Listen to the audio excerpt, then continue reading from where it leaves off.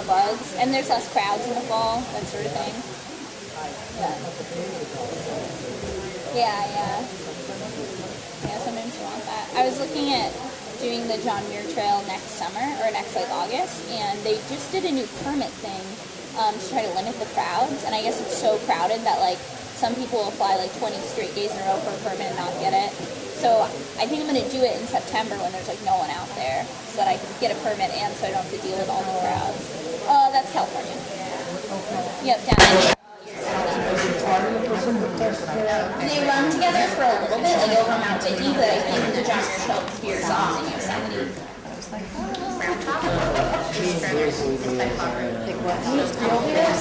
I have to get a beer dance. Yeah, especially in Vermont.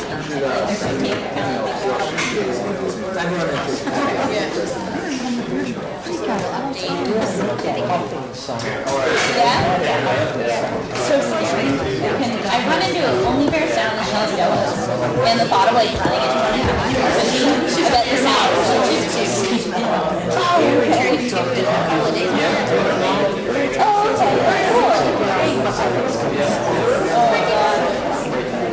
Moose are really cool. The first moose I ever saw hiking was actually in school. He was a young buck at the time. That was really cool. I was hiking out Hazelton Trail really early, and he jumped and oh my god. Moose is right there.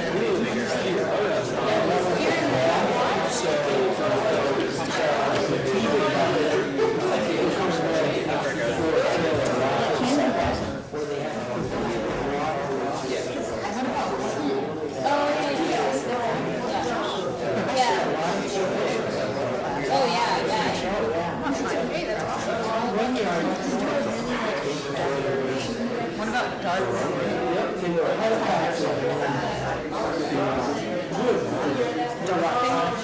Oh, cool.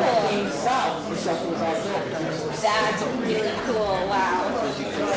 That would be such a change.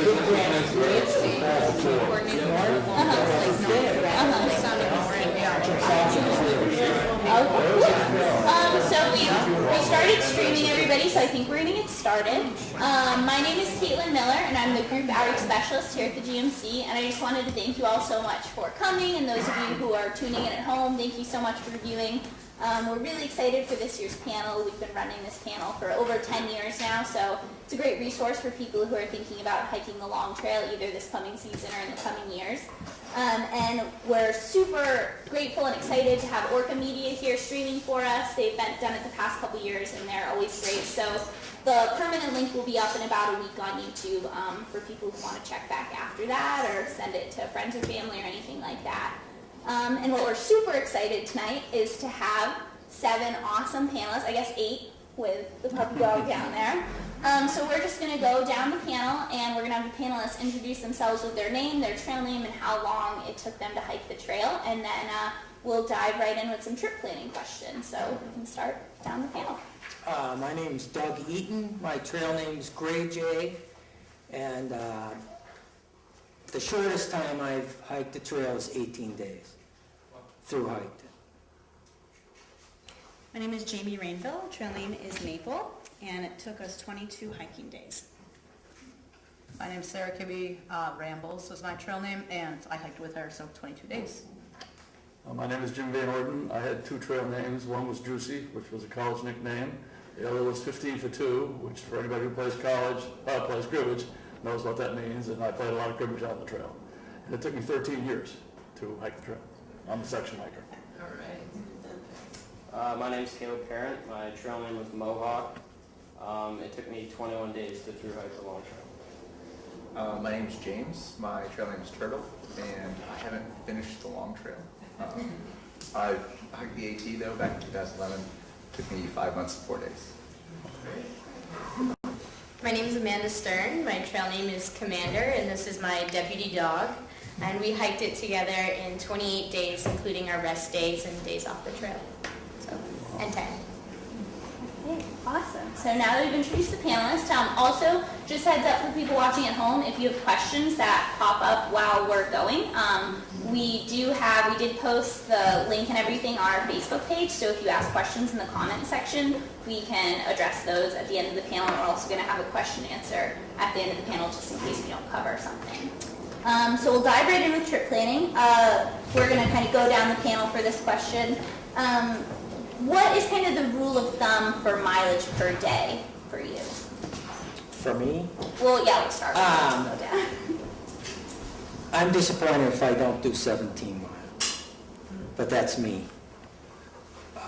I can do 20.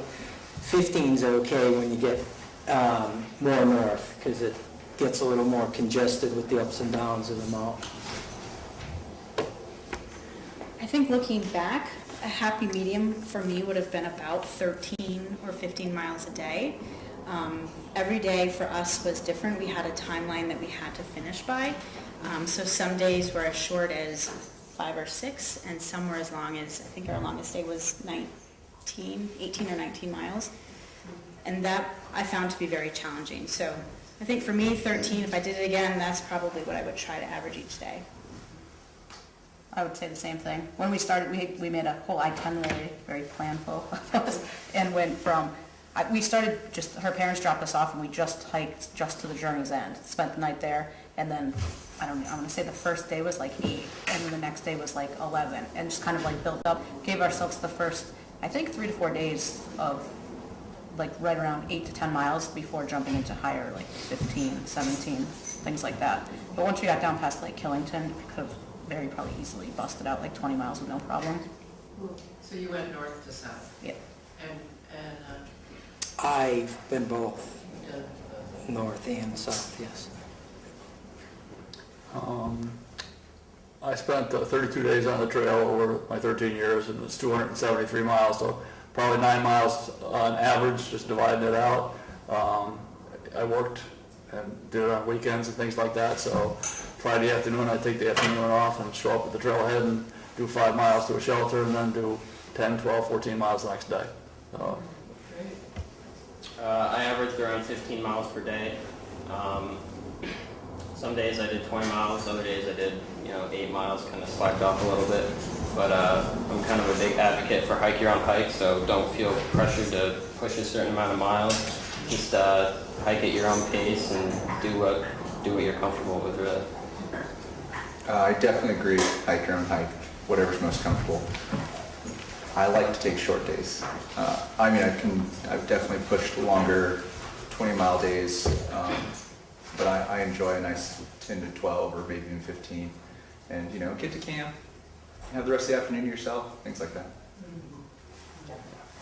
I'm a big advocate also of hike your own hike, and my philosophy was hike from can to can't. So that varied every day for me. There were some days I was able to do like a 9-mile day to an 18-mile day, and it was very inconsistent. But for me, I wanted to base my average on my dog. So I would be really attentive to her throughout the day, watch when she was happy, when she was getting a little tired or sluggish, and pace it based on what she was able to do. So she was my primary hiking companion, and therefore all my decisions were made for her. In the same vein with trip planning, for either section hiking or through hiking, how did you get to the trail? And if you parked your car, is there a good place you can kind of leave it for the duration of your hike? And then Jim, since you did sections, kind of how did you negotiate that as well? So we'll start with Gray Jay. My wife, right there. She dropped me off, and every 125 miles maybe she resupplied me. She'd say, I'll be there at 10 o'clock on such a day. See, so sometimes you're under pressure to be there, because if she arrives there and I'm not there, she could think I got hurt out there or something happened to me. So going back to the miles thing, sometimes you have to put those miles in, because the next day you're always constantly dealing with adversity. The weather can change on you very quick, so you can't hike the next day. So how do you make up those miles? If you're doing 15 miles a day, How do you make that up? You can't. So I call it putting my miles in the bank. So if the next day's bad, I'm there. No matter what, I'm there. I have never not met her. I'm always there. And she opens up the trunk, I fill my pack with food. You know, maybe a trip to the laundromat, and I'm gone. So we relied on mostly family for picking us up and bringing us to. My parents dropped us off at Journey's End. My mom met us in Johnson and brought us into town where we had shipped a resupply box there. And my Aunt Kay picked us up at the Winooski River Bridge. My parents picked us back up and brought us back after a night off the trail. I'll let you tell them about the hitchhiking. But then her parents picked us up at the end as well. So, but there was one section where we had to rely on ourselves, and so you can. Well, yeah, I think when our parents found out that we were planning to hitchhike, like, especially in Johnson, her mom was immediately like, no, well, I'll come get you, even though it was, an hour out of her way. And then we did, sorry Mom, if you're watching, because she doesn't know this, hitchhike from the Brandon Gap down to like Middlebury. Some lovely, people just kept passing us and passing us. We're like, why isn't anyone picking us up? Maybe it's because there's two of us. Maybe it's because we're sitting here and we don't look like we're exerting. So let's start walking, all these different like what ifs. And we probably walked another 3 or 4 miles. And I was like, well, no one from New Hampshire, that's where I'm from, has gone by yet. And then a New Hampshire car went by and immediately pulled over. And I was like, yes! And she picked us up and told us all about all the different hiking she had done. I think she had done some of the AT at some point and drove us wherever we wanted to go, which was like immediately to a gas station to get food. Yeah, 90% my wife. She's took me everywhere. We had one time when the trailhead I needed to get to was Lincoln Gap, and I really didn't do my homework as well as I should have, but we were driving down 100 and coming in from the east side and started up to the Gap, and there was still snow on the road. And so she had to turn around, go all the way around to the west side, bring me up from the west side, which was thawed and clear, to get me to the trailhead. And another time I was hiking south and I was in the Clarendon area, and I thought I was going to get down to, what the hell's the town? Down below Rutland anyway, and I got soaked. The only time I got wet the whole time. She was down in Arlington with our friends, thinking I was going to be hiking down close to her, and she could come pick me up the next day. I stopped, went into a deli, called and said, you got to come back and get me, I'm out for the day. And so she turned around from Arlington, came all the way back. So that's, and we drop cars. Fortunately, I live up here, I live in Essex Junction. So oftentimes in the north part of the area, we go together to 242 or 105 and drop a car, she'd run me to the trailhead, and then I'd pick up the car when I got done with the hike and head home. But she was always there, thank God. I was lucky enough to have my parents. My mom dropped me off the southern terminus, and my dad picked me up at the northern terminus. Throughout the trail, though, I did hitchhike a few times. Vermont's really friendly with hitchhikers, so I wouldn't have any problem relying on hitchhiking to and from towns to resupply and everything along those lines. So we'll be on the road for you, okay? just know that there's enough hikers driving around the state of Vermont that if you're out there with a pack on your back, you're going to get a ride. It's very true. When you're in close proximity to the trail, people have an idea. They see someone with a backpack, they know what you're doing. And I love hitchhiking. I think it's hilarious. You meet some really cool people out there. Most of the time, people are like, oh, where can I take you? Let me drop you off right where you need to go. As far as the northern and southern terminus, I know there is long-term parking available at the southern terminus. Yeah. Could you tell us more? Yeah, so at the, I think it's the community center in North Adams, they let hikers park their car there long-term. They're really nice, you just park it in their lot. We've done it before, and you can look into that if you're going to start in the south. I wouldn't recommend leaving your car long-term at Journey's End parking. Didn't do that. So I had friends drop me off both for the southern terminus and then pick me up at the northern terminus. And then everywhere in between, I hitchhiked with my dog. And I was lucky enough to meet some awesome day hikers or overnight hikers along the way, and people that were super gracious on the trail and just striking up conversation with them, they'd offer to bring you to town or give you a ride somewhere. So, having a dog was always a concern for me. If, hitchhiking is hard enough as it is, much less with a dog. But there were just some wonderful people that I was able to meet and got rides everywhere. So it was great. So for kind of planning out your meals, did you all find that you use mail drops more, or did you resupply in town? And if so, do you have any good towns that you really enjoyed? Richmond. If you can really plan it right. I mean, if you can carry a week's worth of food, you can take the bus. You walk up from the trailhead to the Long Trail Inn, and you can take the bus into Rutland to resupply again for another week, not quite a week. Then, when you cross, you can go into Jonesville, you can go into Richmond, which is a 3-mile walk. If you hike 15 miles a day, you'll do the 3-mile walk, but you can get a ride. And there's a grocery store in Richmond. Then, if you can carry enough food from Richmond, you can resupply in Johnson to the end. So, I mean, you can take care of yourself. You can. I hiked into, I was coming south one time, and I hiked into, I added 6 miles to my day for a pint of ice cream. And you do it again. And I did it. Because, I mean, eating crackers and I was, dust. I'm going to jump in, speaking of Johnson, I have a camp in Lowell, and I go from Essex Junction to Lowell, so I'm going through Johnson all the time, and I see 4 guys with packs and poles walking. They just come off the trail, and they're walking into Johnson to eat and wash and stuff. They all loaded them in my Jeep, and they got in, and we closed the doors. Did they stink? Oh, they smell. That comes with it. I know.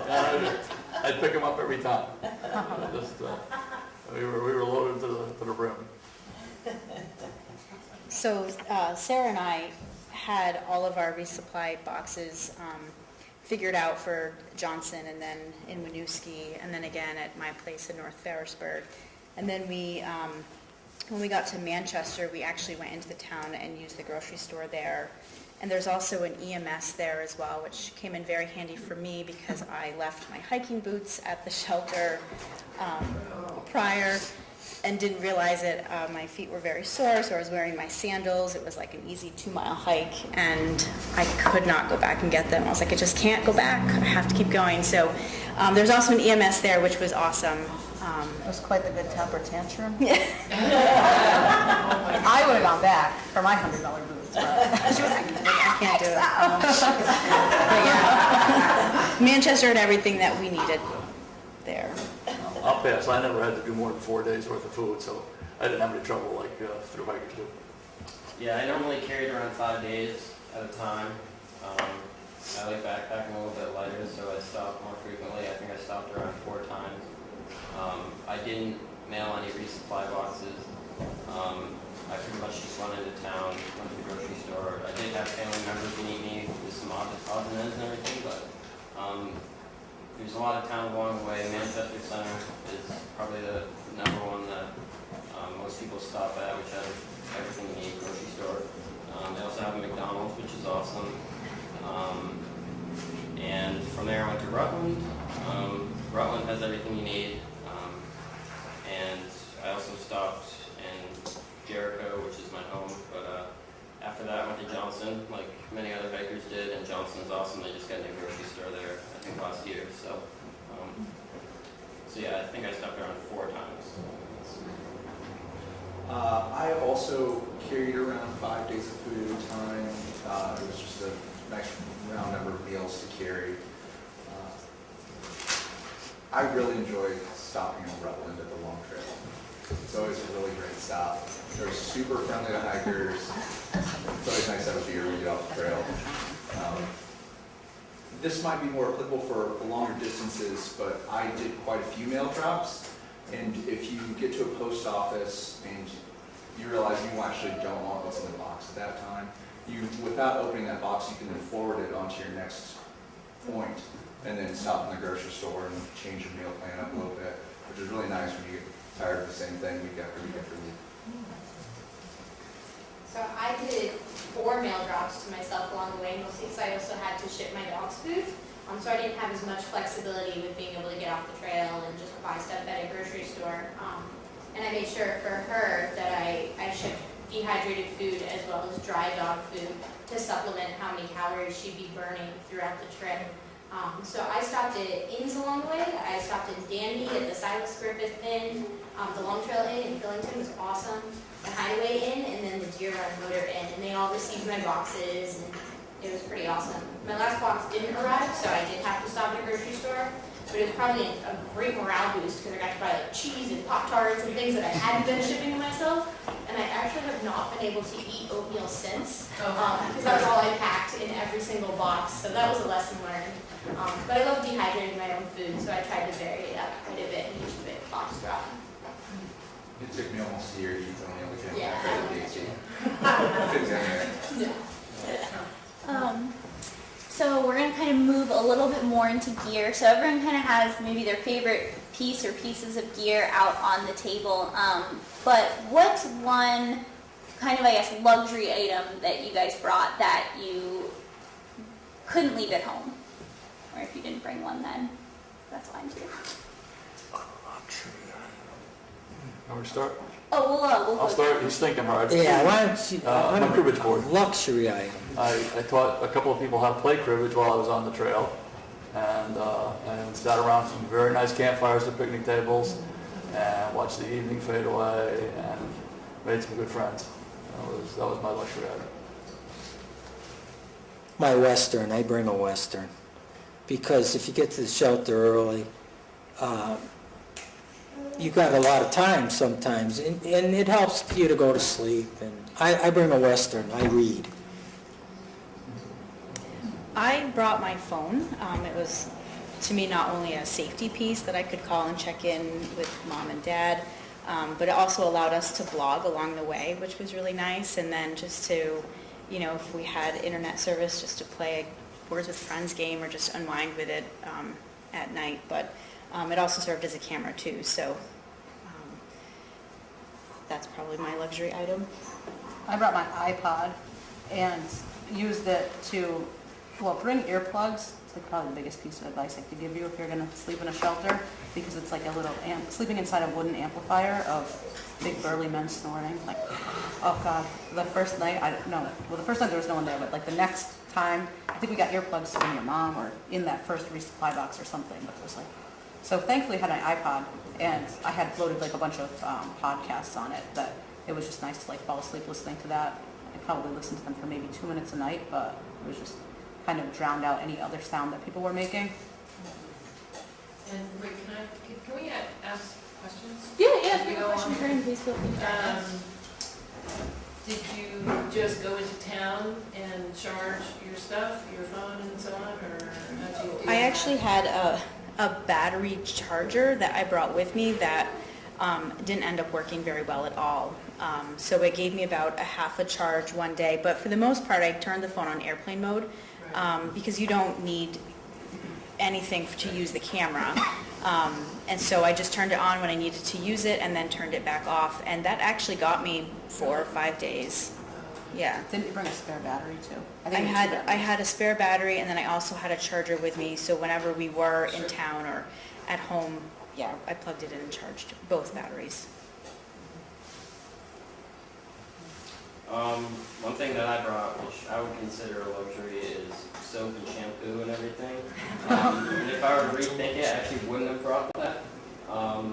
It was quite heavy in my pack, probably around 5 or 6 ounces, and you don't need to be showering and using soap every day. I mean, you can wait 5 days to take a shower in between drops. So soap and water, or soap and shampoo, if you're thinking about bringing that, I wouldn't even bother unless.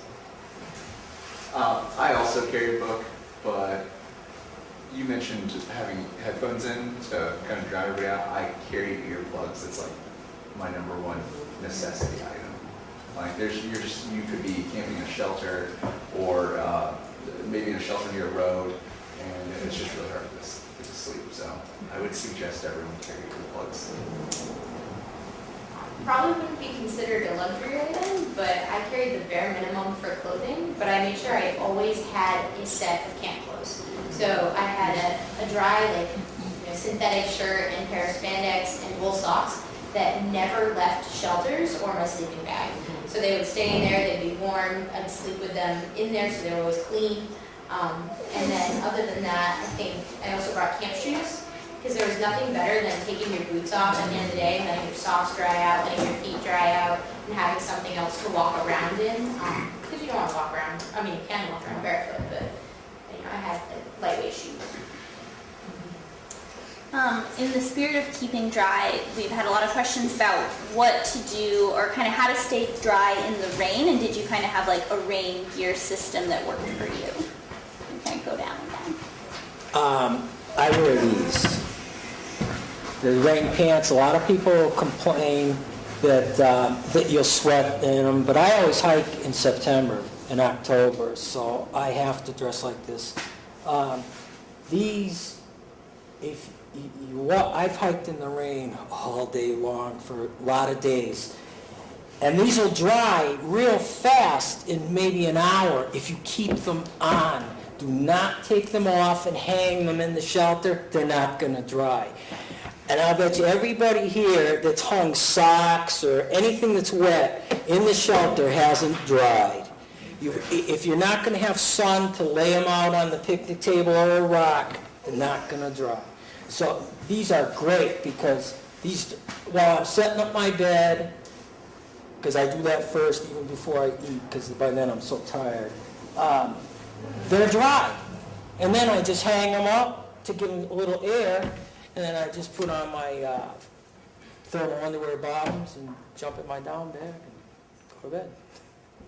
And I had pants similar to that, and then I just had like a raincoat, lightweight raincoat that I could unzip, in the armpits and air out if I needed to. Had a hood, some pockets, which was nice. But other than that, I mean, the first 5 days of our hike, it rained, and there's, we kind of figured there's not much you can do at that point. You're going to get wet, so.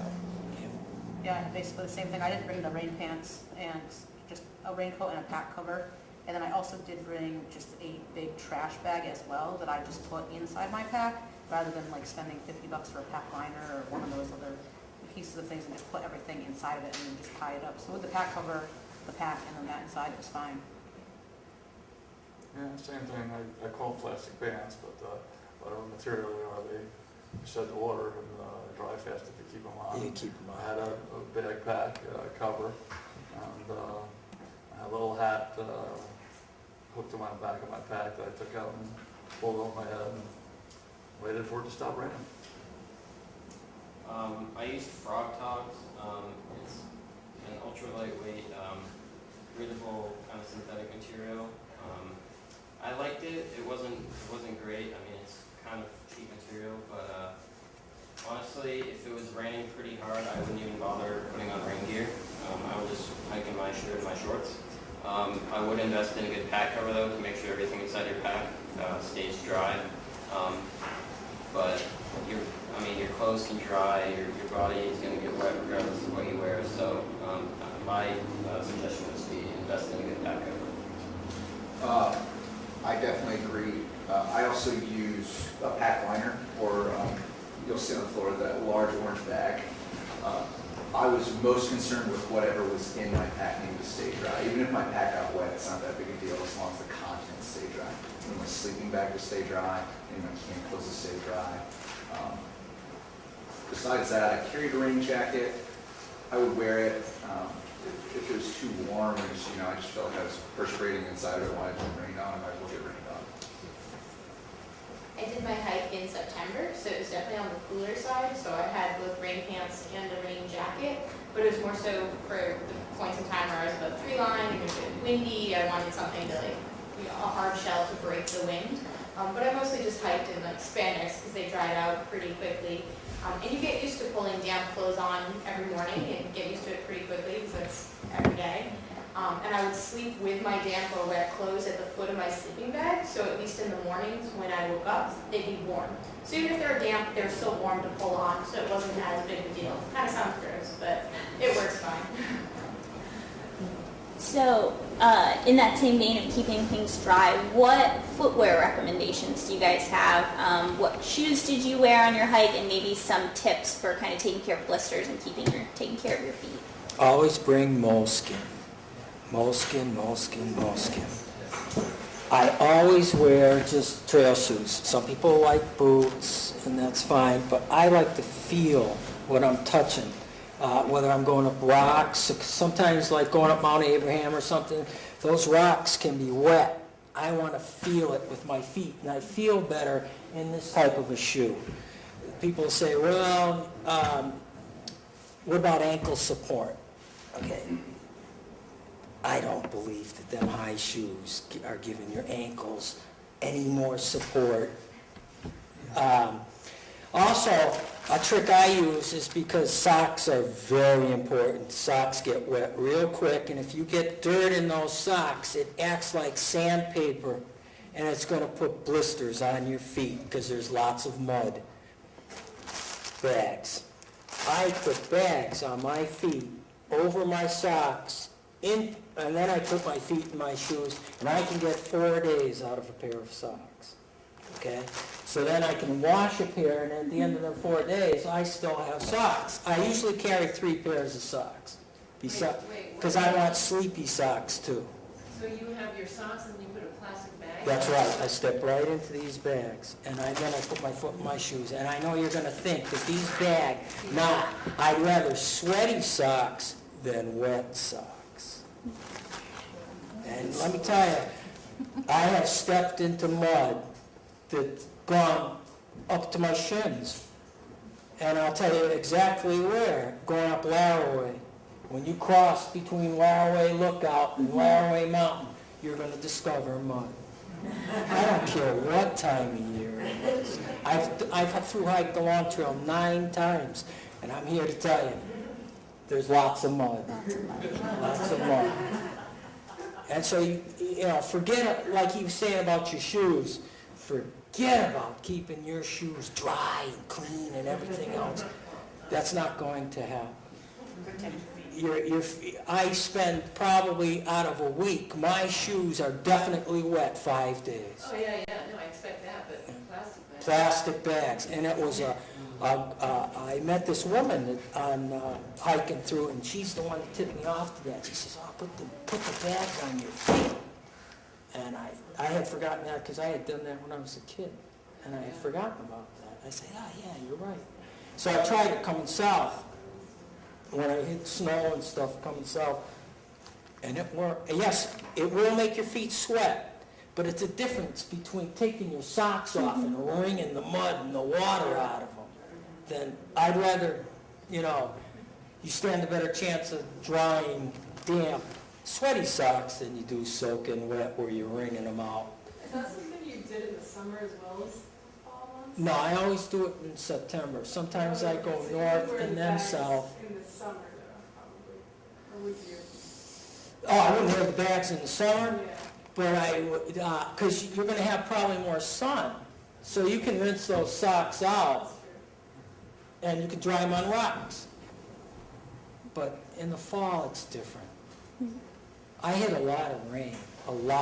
You can't count on the weather. I hit 10 inches of snow my first time hiking Long Trail. 10 inches of snow. Vermont 108 was closed, but I didn't want to quit, so. But it was, and then you're going to be looking for the trail. Even in the fall, you will look for that trail. Leaves hide a lot of things. I mean, the trail, and I was looking for brush cuttings from when people did the trail crew did the trail work in the summertime to find my way. Socks. Keep them dry. You'll see. Get some mud in them. You'll find out. Moleskin. Your name should be socks. I'm telling you. I had some blisters on my feet. Oh, painful, open sores. So I purchased a nice pair of sandals that were camp sandals that had a really nice tread on them, but they also gave my feet a break when my feet were really hurting from my hiking boots. So I wore them for a good part of the hike as well. But what I learned towards the end of the hike, which I had wished now that I had done at the beginning of the hike, was at every break we had, I took everything off my feet, spent some time rubbing some icy hot, massaging out my feet, letting them air out, and really just, taking care of them. Gold Bond worked really well, so I put some of that on, and then put everything back on. Again, at lunch I would take them off, again in the afternoon I would take them off, and that seemed to help. It would at least get me through the next couple of hours until they really started to hurt again, and then it was like, okay, time for a break, and then I got to do the whole thing over again, so that's what helped. Sorry, did you say you rubbed them with icy hot? Icy hot, yeah, it's like a pain Like a muscle reliever. Yeah, relaxer, pain reliever thing. yeah, Yeah. yeah. I would say pretty much the same thing she said. I've always hiked in the Keen brand of shoes, just love them. And then I bought the ones that are attached to my pack down there. They're just Euro low top ones. And I probably hiked 90 or 100 miles in them before I went. Broke them in. There was not going to be anything like weird with them, but I got in the arch of my foot really, really bad pain. So I've since bought this it's like a little tiny massager ball that only weighs like an ounce. And now when I hike, even if it's like a 10-mile day hike, just when I sit down, I'll take, massage guns in my feet, things like that with it, and it works wonders. It's that big and it fits like $3, and it fits right in the side of your pack. And then also, like what he said with socks, I think I carried 3 or 4 pairs, one to hike in each day, and then, if they were wet at all, I would just put them with safety pins right off my pack to dry. And I had a pair of camp socks, and then another pair for just in case something happened to the other pair. And then also on my poles, I had duct tape. So I've used the moleskin before that you mentioned. Yeah, duct tape For me, works too. I didn't really think it was all that worthwhile, and I just stuck duct tape over my blisters. It's a little rough coming off, but it doesn't hurt nearly as bad as the blister hurts. So, and then it has multiple other uses as well. I know the benefit of second hiking is you don't have to do 270 miles in boots without stopping. I didn't do more than about 40, 45 miles in any hike. I wore Merrell leather, ankle-high boots with vibram soles. I'm blessed with feet. I never got a blister once, and all the time I was section hiking. Never twisted an ankle. I think those boots had a little ankle support, but I think if I'd been wearing lows, I still would have been fine. My ankles just seemed to be fine. Speaking to her point, I had a pair of Teva sandals that I strapped to the back of my pack every night. As soon as I could get my boots off, those sandals were on. It was like stepping into a different world. Do yourself a favor, get something, whatever's comfortable for you, that you can walk around inside or outside, on the rocks, around camp and that kind of thing. And I wore smart wool socks, no liners, no plastic bags, but they serve the purpose. They're very comfortable for me.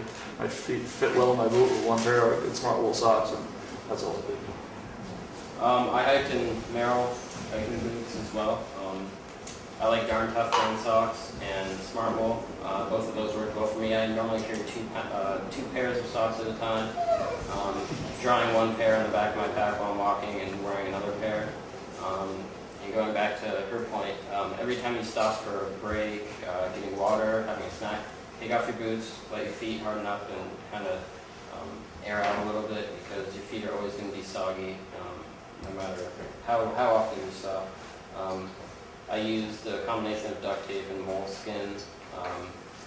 It didn't help a ton. I still got horrible blisters, but blisters are just something you can pretty much count on if you're hiking a couple hundred miles. So I use New Balance trail runners. They're more of a tennis shoe.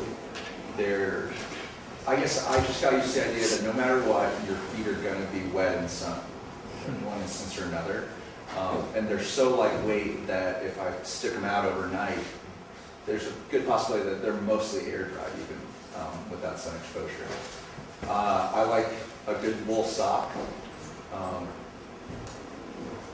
You gotta take care of your feet. Familiarizing yourself with your actual foot size.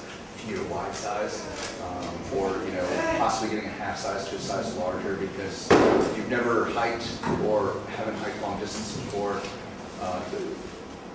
you're probably going to have some foot swelling, and so a little room to breathe there. So I do a lot of backpacking in the Whites in New Hampshire regularly. So the boots that I used for the long trail were boots that I had really well broken in and didn't buy anything new for the trail or anything. But what I did buy were a pair of Super Feet insoles just to replace those. And those helped immensely with just reducing some of the rubbing or any of the general foot pain that I might get throughout the day. I didn't blister, but I would get like a couple of hot spots every now and again, and my remedy for that was duct tape. My dog actually got a rub from her pack and ended up getting a little blister.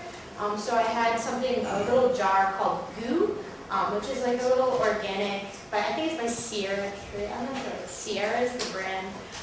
But it helped to clear that up right away, and I was able to put that on my hot spots as well, and pretty much keep them reduce the friction on them.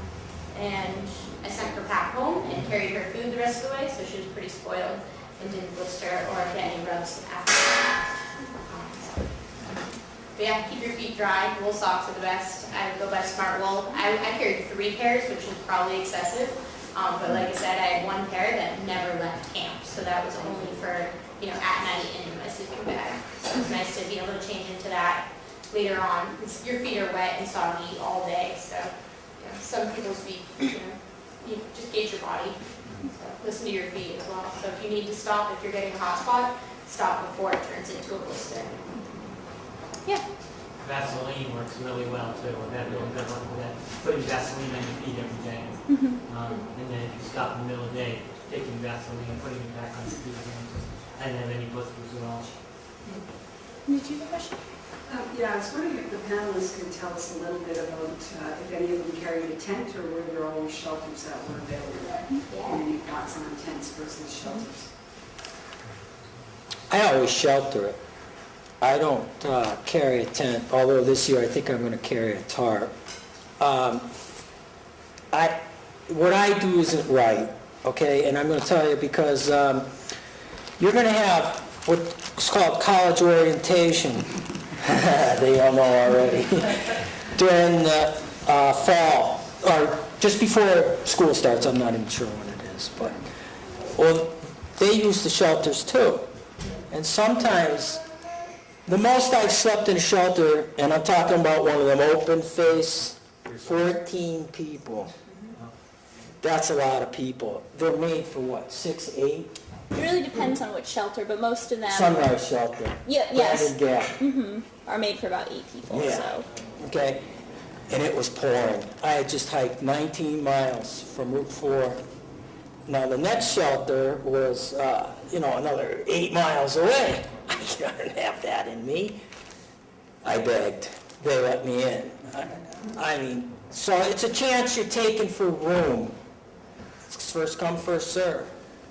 And I think the tent would be the better way to go. You intentionally didn't carry a tent? A little privacy. If you're tired, if the weather changes on you, set up the tent. But you made the decision not to carry a tent? I made the decision not to. That, and a few times I've paid for it. I mean, Wait.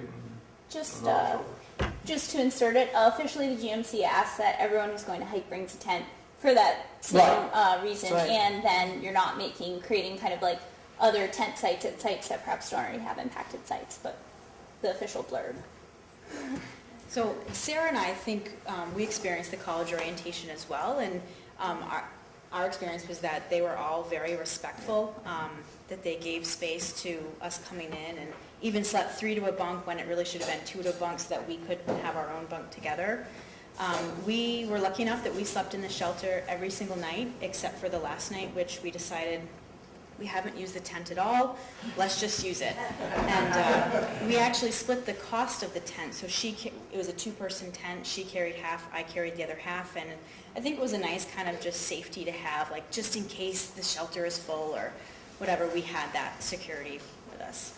We also got up really early though, and there were days that we would start hiking even by headlamp, just for the first couple miles and then stop at the next shelter to actually have breakfast or things like that. So we were usually in camp like really early, like maybe 4 o'clock was like our latest day one day, whereas a lot of people hike till way much longer after that. So we didn't really, aside from, what was it, the Tilliston camp, I think, that there was a bunch of the college students, we didn't really run into too many problems. It's like we were almost always there first. So. Being a section hiker, I didn't carry a tent at all. I intentionally planned on staying in shelters, and I have a college orientation story. I hiked from the Massachusetts border up to Stratton. It was 3 nights, 4 days. And I stopped the first night at Seth Warner Shelter. I got there, nobody was there. 10 students from Williams College rolled in on orientation weekend, hiking, looking to stay in the shelter. A family of 4 from the Albany area rolled in to Seth Warner Shelter. This is all between 4 and 5 o'clock in the afternoon. And then 3 through hikers on the Appalachian Trail came in. So there's 18 people. I wound up sleeping in the shelter by myself. Oh, really? All the orientation people went under a big tarp about 100 yards down the road. They set up this great big long tarp and strapped it up to the trees. The through hikers all had tents, and the family of 4 also had a tent. It was the strangest shelter experience I had the whole life. It was just unbelievable. But and if you're early September, Dartmouth, Middlebury, Williams, they all go out. The UVM, the outing club, they all go out on the trails. So, I carried a tent. Right now I carry a big Agnes. It's lightweight. I love my tent that I have right now. I would definitely carry a tent if you're thinking about through hiking. I had a couple of horror experiences up north. There was a couple of times where I ran into summer camp groups of like 8 to 10 kids, and they just filled the shelter up, and they were kind of obtrusive and a little bit rude, so I decided to tent out most of the nights that I had other people in the shelter like that. And other times, certain shelters just weren't appealing. Cooper Lodge on top of Killington was pretty horrible, so I decided to a couple of other nights, shelters were full, so I had to tent out, so never really count on having a spot in a shelter. So I was definitely here to tent if you're thinking about it. There's always going to be people on the trail, whether they're groups or families or just other through hikers. But the other thing is there's tent platforms and actual campsites that lack shelters that some have great viewpoints and great water sources and things like that that you can miss out on if you don't have a tent or a tarp or a hammock. I've used a hammock before. I really enjoyed that. It takes a little getting used to. I currently own a tarp and just got rid of a tarp tent. And I really enjoy sitting in the hammock, but I also love sleeping on the ground. So it's just always good to carry some sort of shelter for yourself. Also, there's an emergency. You need to just, in the middle of a rainstorm, you want to spot somewhere, it's a good thing to have for you. I also carried a tent, and I used it only once, but I carried it mostly because of having a dog, because you don't know if people in shelters are going to be comfortable with your dog there, and unfortunately you need to have an alternative because if someone's allergic or you're sharing space with a large group of people, you do have to defer to how the majority feels. But luckily, we were able to stay in shelters the whole way, and she actually sleeps really well in shelters and goes inside my sleeping bag at night. So she's not very invasive to other people and is my own personal space heater. But I did bring a big Agnes tent. I used it once on the summit of Bromley, and that was pretty awesome because we camped out in the open and woke up in the clouds, so that was a really cool experience. But other than that, I would say carry it just for emergencies and just in case. But you might luck out and not have large groups. There were a few nights where I had shelters all to myself, especially toward the north and later in September. I stayed at William B. Douglas all by myself. I stayed at Hazen's Notch with one other friend that I had met along the way, but when we hiked together, we had several shelters pretty much along. So it was nice. Just following up on the dog, I had the same experience. I was at Birch Glen, just south of Campbell's Hump, and ran into a group of 6 women who were hiking and had one dog, and then 2 guys who were hiking had a dog also. And we all showed up at Birch Glen, and the dog that the women were hiking with was not friendly to the other dog. And had she not had a tent, she knew what was going on, and she was carrying a tent. So just don't be surprised if that situation does come up. She stepped out with the dog in the tent, and they were fine. And the rest of her group stayed in the shelter. But it does occur. Yeah. And kind of staying in the dog, Amanda, did you find any other challenges unique to hiking with a dog, or any other things you had to kind of adjust, or? Yeah, definitely. There are a lot of ladders on that trail. So I would say if you're going to bring your dog, absolutely have a harness for them. Whether or not it's a pack harness based on what your dog's able to carry, or just a harness with a strap on it, something that you can grab on and guide your dog down ladders with. And always have a leash as well, because nobody wants a dog going through a camp cook site, and you don't want her going in begging for other people's food. So I had the leash, I had a harness. I was very attentive to her feet and made sure that she wasn't getting any cracks in the pads of her feet or anything. And like I said, she did get one rub from her pack because she was carrying her food for the first couple of days. And as soon as I saw that she was getting a rub, I actually took her food, carried it myself, and I sent her pack home. So I carried her food for probably 25 days. My pack was definitely on the heavy side, but it was totally worth it because my hiking partner was happy and a very healthy looking dog on the trail. So she's really restless right now, so sorry about that. She's been whining the whole time. Yeah? I just want to interject. The long trail goes over a handful of very sensitive alpine zones, and so carrying a leash for your dog is very important, because any tread or any stepping on any of those alpine zones goes off. Not just that, porcupines too. There are porcupines. Yeah. And another thing too is know your dog. Like I hike with her pretty much every weekend as it is, and we had been hiking together since she was 4 months old. They need to have strong recall. So if you're on the trail and they take off after something, it could be a group of people, it could be a critter, it could be anything. You want to make sure your dog is going to be attentive to you and come back. So I would say if you're considering bringing your dog, make sure that you've been working on that and that's something that's reliable. And there are road crossings as well. Sometimes they're small forest roads, but people fly down them. So you don't want your dog darting out into a forest road and you not having a leash or not having, recall abilities with them. Thank you. So this is back to everyone. Do you have any stove recommendations or preferences for cooking that you used? I used to use a MSR Whisper Light because it heats things fast. But by the time you carry the canister of fuel, which is heavy, the stove itself is heavy. You can pack it in your, I use a titanium cup and eat out of that.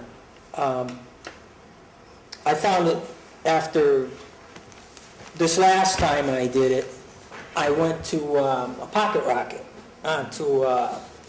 what is it, butane? What's it? Oh, the canisters. butane canisters, yeah. And now I find I don't eat a hot meal. I eat out of my pockets all day, so I don't have to stop. Every night I make myself a little baggie of stuff for my breakfast, my lunch, and while everybody's, because I'm old, so it takes me longer to get there that the young guys can get there in, 8 hours. It'll take me 12. So I Ziploc up some chocolate, some nap crackers, some beef jerky, and that's my breakfast and my lunch. And I keep walking, and I get hungry. I feel a little. I grab something out of it, and I walk and eat, and I keep my bottle of water right in my pocket, and I drink, and I do stop, but very rarely. If there's a view, just to look at something like Airport Lookout or Hagerman's Overlook or something, or to look at a moose. I have more time, I do not stop. There's people that'll stop. Well, I've hiked 2 hours, I'm going to break, and I want a snack, and then they'll stop, and they'll break out their stove, and they'll have lunch and everything else, and that's fine. It's whatever is going to work for you. We're all going to tell you what we do, but you're going to find what works for you. So that was me and Sarah. That's what we do.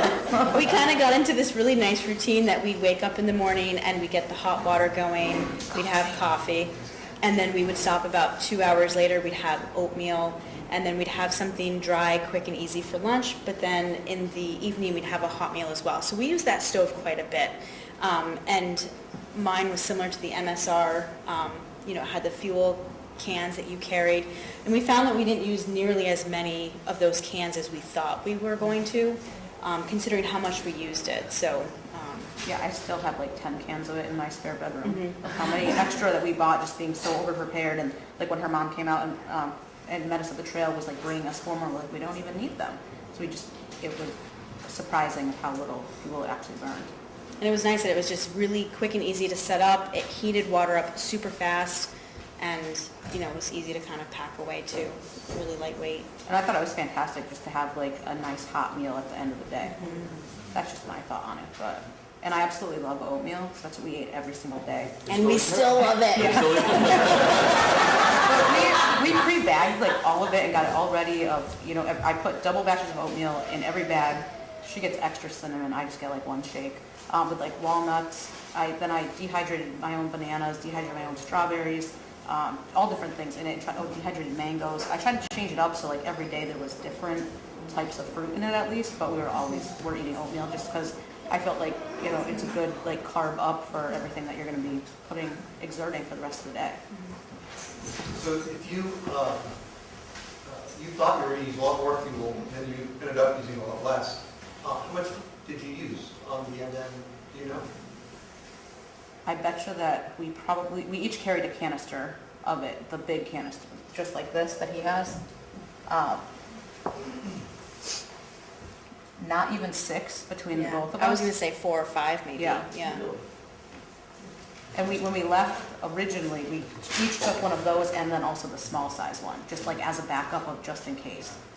But then I think when we stopped at her house like midway through, it was kind of like, well, we don't even need this, and we just took just one small one each. I would never carry just one of these, just because I can't really tell how much is in there. So there was always a backup in the pack, even for my 3 overnights. I love this thing. I had the pleasure of carrying a little more weight for some of the peripheral stuff than these people did. They had a lot longer to go and a lot more sensitive to what the weight in the pack was. But this guy goes on here, and then the burner goes on top of it. And it was very simple to use. You pack it away in a little carrying case. And I also had a lantern that basically did the same thing. Set about this high, had a little mantle in it, and allowed me to play cribbage or solitaire or read a book at night, whatever I wanted to do in camp. It heated my oatmeal in the morning, and my meal almost every night was a combination of cup of soup, minute rice, and white meat chicken in a little tuna fish type can. And I mixed the 3 of them up, either tomato or vegetable, and so I got some protein, I got some rice, and all of it was pretty good. And power bars all the time. This is interesting. I use this little alcohol stove. It's you might know that's like a pop can stove. It's just a lightweight kind of little thing. You put isopropanol or some sort of alcohol into it, and just strike a little spark into it, and it catches fire. And I have this little thing that goes on top of it. I put my cup on it, and it worked all right. One thing I had trouble with was wind. I had this little windscreen that I made up to put around it, and it didn't work as well as I hoped. So I used quite a bit of fuel trying to boil water, and it took me quite a bit of time to start boiling water. So for my next trip, I actually bought a jet boil. Those work really well, and I think they're worth the wait. A couple of guys I hiked with during the long trail had water going in 2 minutes, and I was sitting there with an alcohol stove, kind of 5 minutes later, getting a little bit of bubbles coming up. So the weight, it's good. It's 4 ounces probably compared to a half pound to 12 ounces on jet boil. But I definitely think if you want to go lightweight, the alcohol stove is a good option. But I would suggest something other like a jet boil or something along those lines if you're going to be cooking quite a bit. So it depends how hungry you are, Yeah. like how fast you want it. Exactly. This allowed me to pace myself. I also use Whisper Light. They're just super light, and you can buy cans that size, smaller size, the larger size. But you're one of those big ones to get you on the trail. But those were great. I've used these alcohol stoves before. They work fine too for patient. And there's also, not all the campsites have designated fire rings, but some of them do. And if you're feeling up to it, you want to collect the wood, that's really good. So I used the MSR Pocket Rocket as well, and a nice thing about it is that you can adjust the flame. So I take my time with cooking and making my meals, so I'd always do like tea first, and emergency packets are awesome as tea. I find they're not palatable if you put them in cold water, but they're a lot better if you drink them as tea because they dissolve more. So I'd always do an emergency packet in the morning, maybe an emergency packet at night, and then cooking, I'd be able to cook slowly because I dehydrated my food, so I do like black beans and rice and add salmon to it, and I try to be like a little backcountry chef. So I need something to control the flame more than just like an alcohol stove. I've used them, they're fun, they're awesome, but it didn't really work well for me, so for the trail I brought this. So you touched on some of the menu ideas. What are some other menu ideas that you all? Freeze-dried fruit's good too. Because freeze-dried fruit, dehydrated fruit. Yeah. What I usually do with my dehydrated fruit is I put it in my mouth, take a little bit of my water, and leave it in my mouth. As I'm walking, Sure. it turns back into fruit. And it's delicious. Oh, boy, is it good. So that's one of the things I do. The same thing, I carry jerky a lot. Yeah. A little sip off the Camelback with the jerky in your mouth, and you can chew and walk and taste a lot of flavor, and it was good. Make your own, though. But yeah, absolutely. Well, what about, I'm talking about hot stuff. So Sarah, for us, was a dehydrating queen. So I made, for example, like a turkey chili type thing, and then gave it to her, and she dehydrated it. And you could do that for anything. You could do that for a beef stew. Yeah, it was a turkey, sweet potato, like black bean chili. And then other things that we ate were like a pasta type thing. And it's like a tube. You can get it. I get it at Market Basket. I don't know if there's any around here, but in New Hampshire there are. It looks almost like a tube of toothpaste, and it is like concentrated spaghetti sauce. And then I had dehydrated like mushrooms and red peppers and things like that, and we just mixed that in it. Other things were like quinoa and salmon, or tuna with like sunflower oil in it, things like that. We try to like eat as healthy as possible. And at one point we had hiked a trail in New Hampshire that was like about 50 miles, and ate all those backpacker meals. And I just became like, after like 2 days of it, like I felt like bloated and like puffy, and just I think all the ingredients did not go well. So for this, we're like, that's it, we're gonna do all of our own stuff. So I mean, it took weeks, and getting up at like 2 a.m. to take things out of the dehydrator, to put new things in, and a lot of planning that went into it, but it was definitely worth it. So it was interesting. And then also we made all of our own trail mix with, using like macadamia nuts and cashews and almonds, and all purposely seeking out like higher calorie things. So it's definitely not expecting to feel as hungry as we possibly did by like day 5. It was just like, oh my God. And we went north to south, so we were doing the harder part first, and it was just like, I don't think I've ever felt so ravenous in my life.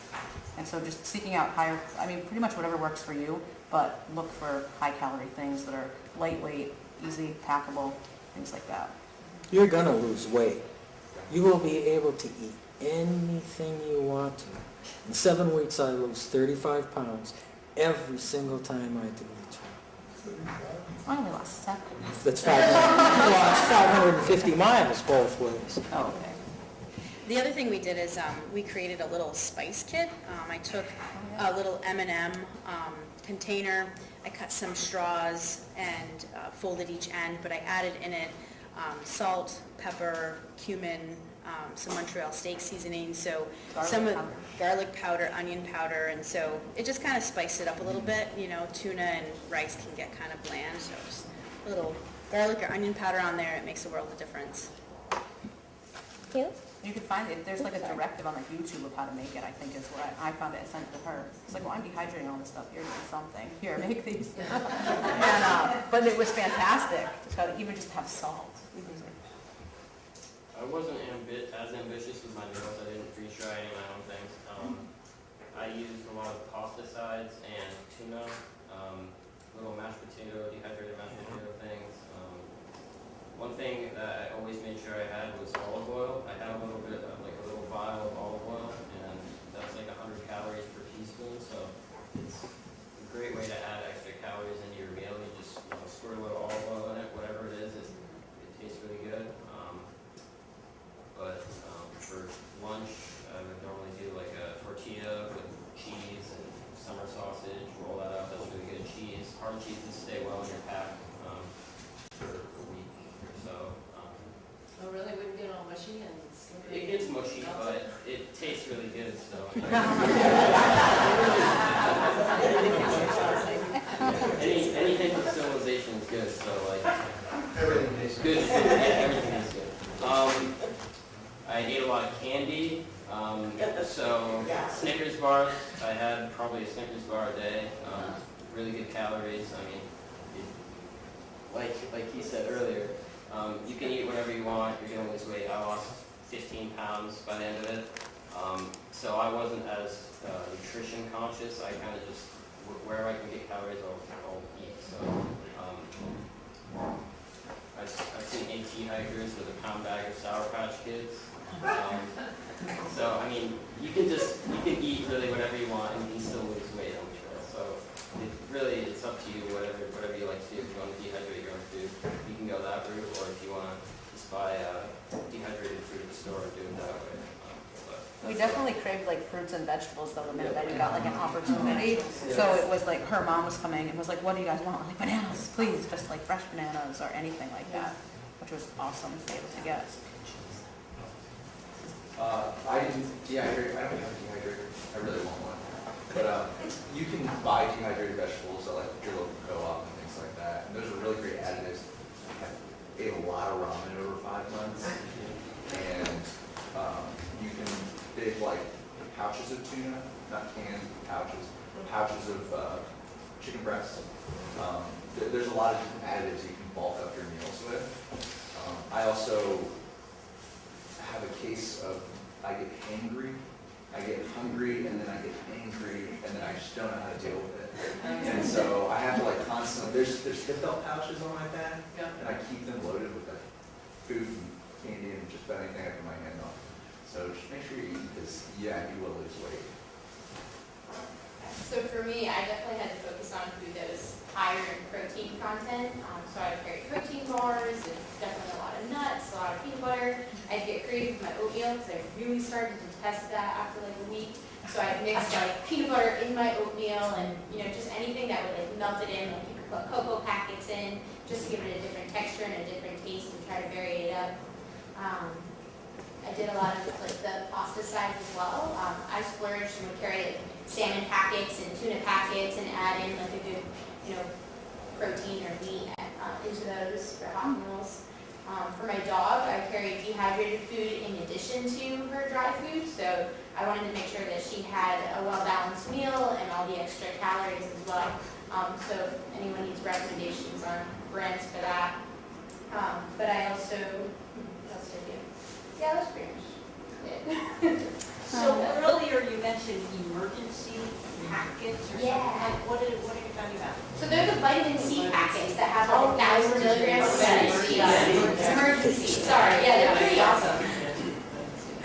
And they taste great as a tea, so it's it's great in the morning, great in the evening, and it gives you that little extra energy boost. Keeping in the vein of food, we had a lot of questions about food storage. So do you need to hang a bear bag, and also what do you do to keep the critters and mice out of your food?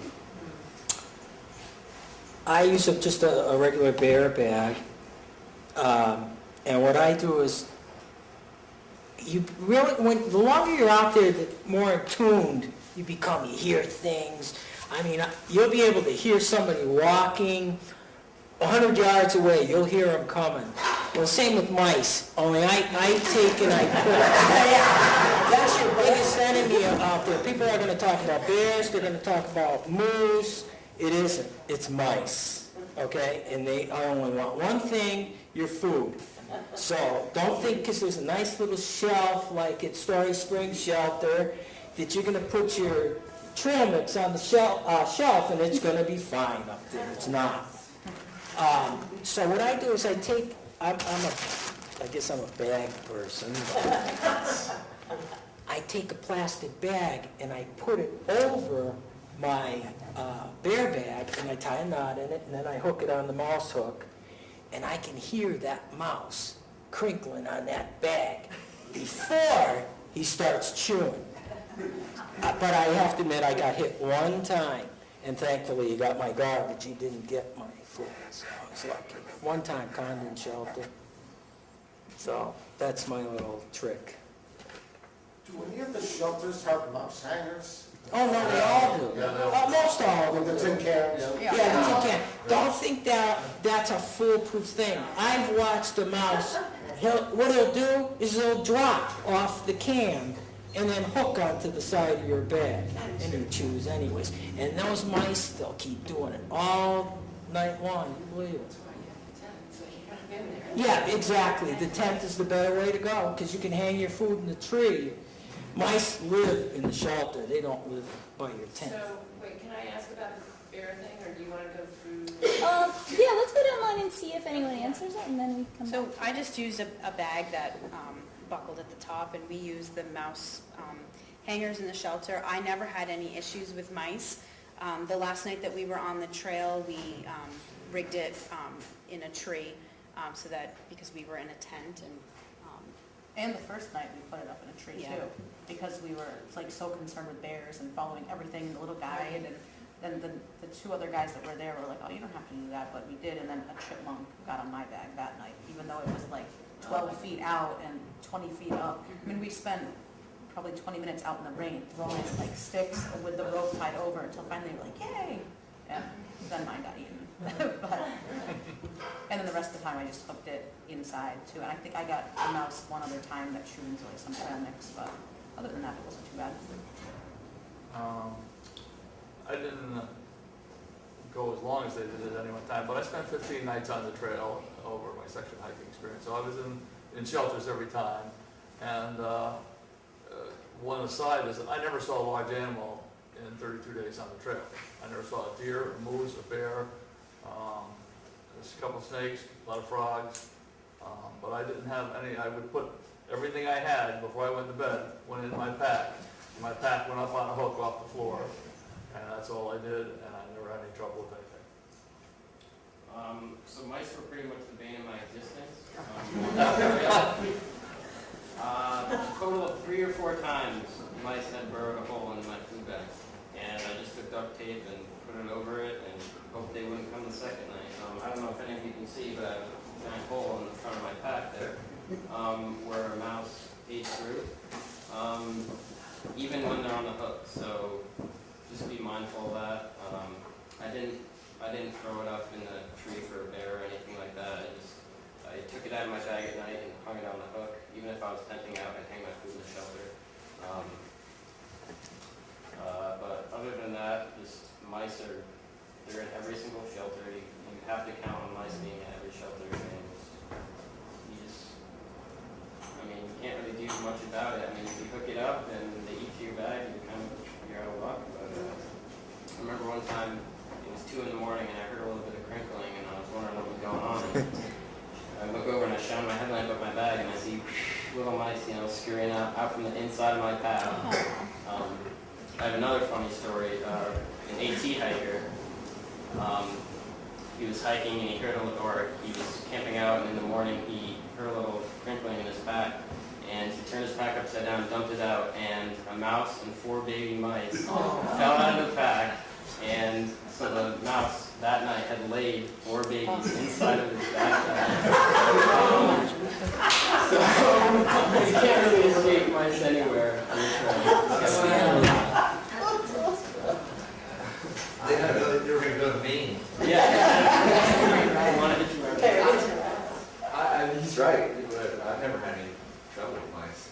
I've always just used the little hangers and mice hangers, and they're in like almost every shelter. There are mice everywhere, but that's a perk to having a dog. They're an awesome mouse deterrent. So I never had any problems with mice in my food bags or mice in my pack or anything. And she's an awesome mouse hunter, so if I wanted to, I could let her off leash and she just chase them around. And if you terrorize the shelter for a couple hours before going to bed, they don't really have the confidence to come back that night. So it's pretty awesome. But other than that, yeah, using the little mouse cans definitely helped. And then I bear bagged once at William B. Douglas shelter because I was the only one there. And there was nowhere to hang my pack or anything without it leaning against the wall. So they had nails and whatnot, but the more you can keep stuff off the wall and let it just free hang, the less likely a mouse is to be able to get into your gear. And I met a couple along the way at Congdon shelter that were super obsessive about protecting their gear from mice. And they had this like Kevlar wire mesh material for a bag. It was really intense. And the worst thing about it is the mice still got into it. So there's really nothing you can do. And it was probably a super expensive setup as well. And it was heavy and they were carrying it the whole way and mice still get into it. So if you can somehow like secure your food within your food bag, within another food bag, that might be the most effective means to keep mice out, but yeah, it happens. Yeah, just make sure you don't leave any trash, like in a hip pocket or something like that. And I would leave them, someone had told me at some point to leave them unzipped, like at night, so that way, you know, if a mouse wants to get in, at least it's gonna go in and see, oh, there's nothing in here, and it's gonna go back out rather than chew a hole right through it. Did that answer your bear bag question? Sort of. I mean, I'm thinking, I'm interested in a tent for sure. And I figured, well, okay, so if I have a tent, then maybe I can just put everything in the tent with me. What they should tell you is though, the lighter you go, the more it's gonna cost you. Those big Agnes tents, tell them, it wasn't no $100 tent, was it? Yeah, they're 250, they're ultralight. The lighter it is, I don't care if it's a rain jacket, you're gonna pay for it. You are gonna pay, because it's some technical. Well, watch on REI when they do their gear sell-off at the. Well, if you go in the spring. 2013 leftover one when it was like 2014, that was like $400 for 200. So I mean. Still $200. Yeah. And I think To use it once. gauge it by the shelters, like not every, if you're alone in a shelter, I would say definitely bear bag just because you're the only one there. But usually if there's a large group of people, if there are other people there, if there are dogs present, you're very unlikely to encounter any large animals. Just the presence of people is enough of a deterrent in and of itself. So I thought along the way that I would need to bring, 50 feet of paracord, carry it with me the whole way so that I could bear bag at every shelter. And it just turned out that we were able to sleep with our food right there with us. So it's much less of a concern than you think it would be. Did you hike alone? Did I come down? Solo hike? Yes. And you saw nothing? Saw nothing. Oh, wow. It was Too just bad. That's true, our cord for like what we were planning to, aside from the 2 nights that we used it for the bags, was became like a clothes hanger. Right, yeah. Which was nice to like put your stuff out in the sun. Just another thing to consider too is a lot of our shelters, especially further north, can be at higher elevations where it's kind of impossible to hang a bear bag because of the size of the trees. So if you try to hang, again, just kind of have a sense of your surroundings like Amanda was saying, because if the trees are too small, then hanging a bear bag is going to be ineffective, and it's going to leave it prone to other critters such as mice and squirrels and things. So. But I would Can't never, string. ever heard you should sleep with your food. You never want to be the thing in between the animal and the food. Right, that's, yeah.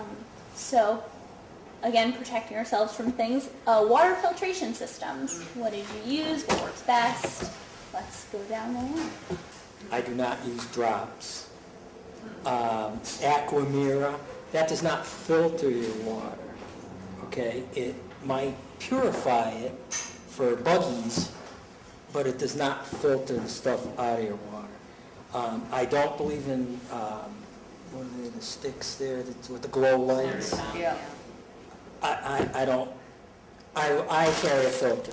It's not that heavy, maybe it's a little bulky, but this, I can get into places that you might not be able to scoop your water to get your little thing. This, can I show it though? Yeah, absolutely. Probably seen one before, but Which one is it? MSR Sweetwater. The filters are expensive. If you keep it clean, which I usually brush mine out, I'm good for about 10 waters a day. Water to me is the most important thing on the trail, because do not believe that you're going to find water where the book says. Maybe you will. Depends on the time of the year. Do not count on it. Don't ever pass it up, okay? You come to water and you're carrying 3 Nalgene liter bottles, and you got 1 liter bottle, and you know there's supposedly water at the next shelter, which is 5 miles Fill. away. Fill them. Fill. Do not leave them behind. This is how this works. You just pop this open, and you put this part through. I should have my glasses on so I can see. This part will keep the sticks and stuff out, drop it in the water. There's usually, you can put a float on there too, I don't, so I can go deeper. And then I stick this into my soda bottles. I do not carry Nalgene bottles. I think they're too heavy. You talk about going lightweight. I carry, when you go buy the generic bottles of water at the supermarket, you can step on those, you can throw them up in the air and let them come down. Those aren't going to break. Okay? Nalgene bottles can crack. Okay? I carry a climber's pack. There's no pockets on my pack. So everything I carry is inside my pack. It's from bushwhacking. Sometimes I bushwhack. I carry a down bag. Down's so warm. I can't get it wet.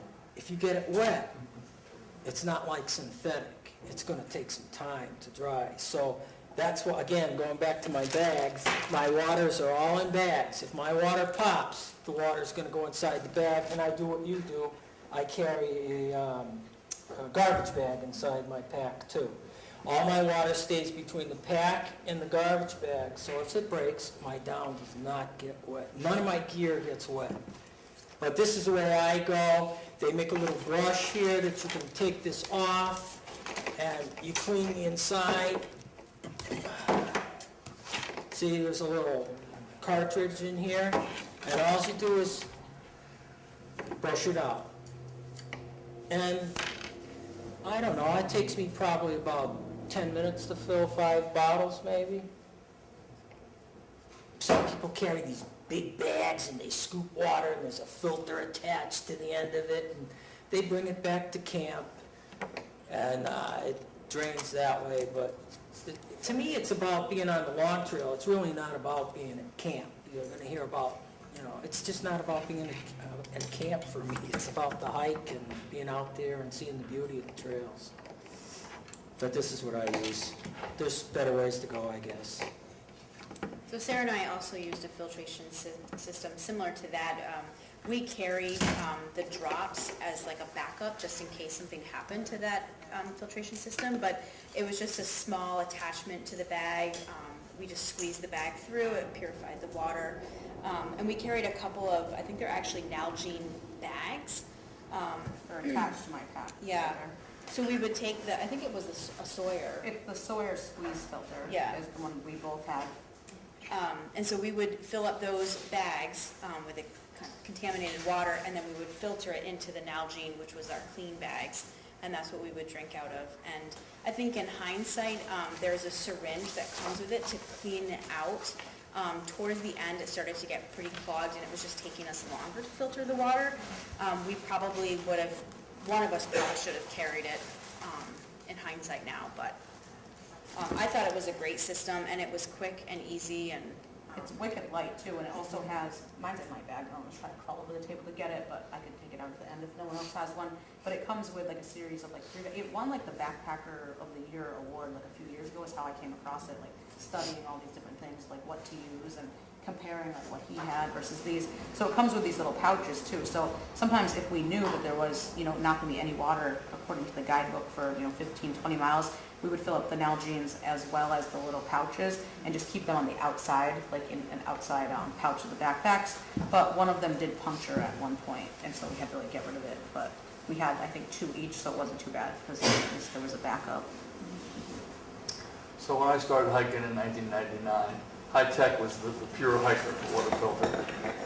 And it's basically the same program, probably a little heavier, but reliable as you could ask for. I enjoy getting water. That sounds crazy, but I love stopping, tossing this. It's like fishing. You throw it in the water and you fill your net. And it's like I carry 2 Nalgene bottles and outside of my pack. Plus I wore a Camelback fanny pack that held another liter of water. So I tried to have 3 liters of water on me, at least at the start. And as soon as I got down to close to the last liter to break into, I was looking for water. But you know, you just, again, same program, and this has a little float on it, you throw it into the water anywhere, plug this into the top of an Nalgene bottle, and just pump your heart away, and in no time at all, it filled it up, and I never had any health issues or stomach issues from any of the water that I got out of the filter. I used Aquamira. Bridget was talking about it earlier. It's a 2-part system. Chemicals you just mix into this little cap, and you just add it to your water, and 15 minutes later it's clean. I did run into an issue where the only water source I had available had a ton of little floaties in it, and that was, the water was disgusting, I'm not going to lie, and the filter would have been awesome to have, because this doesn't filter the water, like you said, it only cleans it. So I went with this option because it was light and it was cheap. This was $15 and it lasted me the entire trail, and I still have more that I use on backpacking trips. In the future, I would get a Sawyer mini filter, the little squeeze, as well as these. It's lightweight. You can attach onto pretty much any bottle, soda bottle. You can drink right out of the filter, which is nice. Normally I carried about 2 liters of water at a time. If I drank in a water bottle, I was looking for water. The next time I found water, I'd fill up. So I'd always try and have at least 1 liter on me at all times. There are times on the trail where water is pretty scarce. One time, 50 miles or so without water, and you kind of got to be able to prepare for that. You kind of carry probably 3 or 4 liters, a couple of liters more than you would normally carry to be able to get to that point. But I highly recommend Aquamira for water treatments. For the long trail, you can use iodine, but it's not suggested to use it for such a long period of time. I used Aquamira for years, and it's great, but again, you can end up with some pretty scuzzy water. I recently got a Sawyer squeeze and I love that thing. Now, I don't always get like the best water source or pull from, because I'll use a smart water bottle, which is a soda top bottle, and you just screw the thing on, and sometimes your water source is only that big, and you can't get your water bottle in there, but you work around it. But those Sawyer squeezes are great.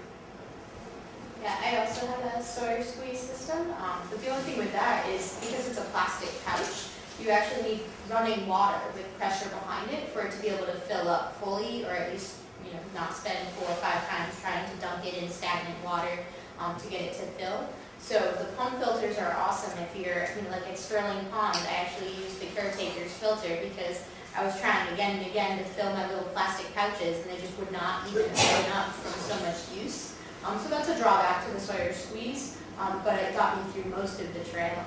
And it was just points in time where, if water was scarce, I was carrying 2 liters for me and a liter for my dog. So, I always had at least 3 liters of water on me.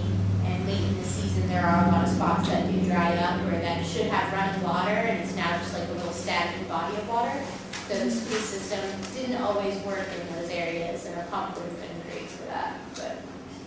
And I just bought a pump now, so for my future hikes, I have a pump system. So the Sawyer squeeze setup comes with an attachment that goes to the top of your bottle, and that is the filter. And then it also comes with a syringe system where when you take the filter off, you backflow into it. And it also comes with a bag with you fill up with water, put the filtration system on, and then you squeeze the bag, and you're supposed to put it into another bottle. I've never done that. I always just carry 2 smart water bottles around, and then just switch the top and actually drink right out of the filter. I'll just squeeze it right. So do those chemicals kill the Giardia cysts? Yes, Oh, man. these kill 99.99% of all protozoa and everything, giardia, everything like that, Cryptosporidium, it'll kill all that. I didn't have a single issue on the trail with anything like that. And some people complain about the taste because it does have a little bit of chlorine taste, but I think it's kind of good. It kind of distracts you from some of the horrible tasting water sources. So, it's a little cleaner. Bring pixie sticks, the little Yeah. sticks, yeah.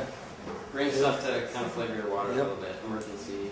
Crystal Light Crystal packets Light. of Yeah. them. But don't put them in like a 2-liter bladder in your pack, because if No. you drink from the hose, you will never be able to clean No. that again. Everything you drink will have like a gritty taste to it, or it'll taste like Kool-Aid.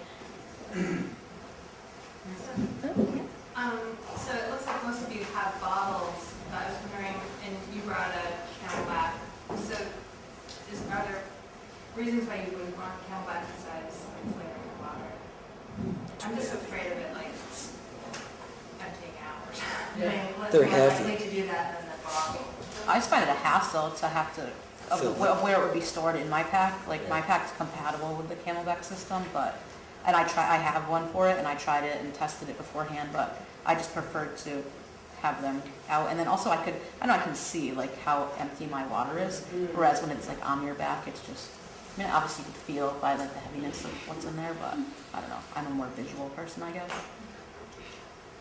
So is there anything that you wish you had, or that you wish you had when you hiked? And also, is there anything that you wish you hadn't brought when you hiked? I wish I had my wife when I hike. Good answer. Good answer.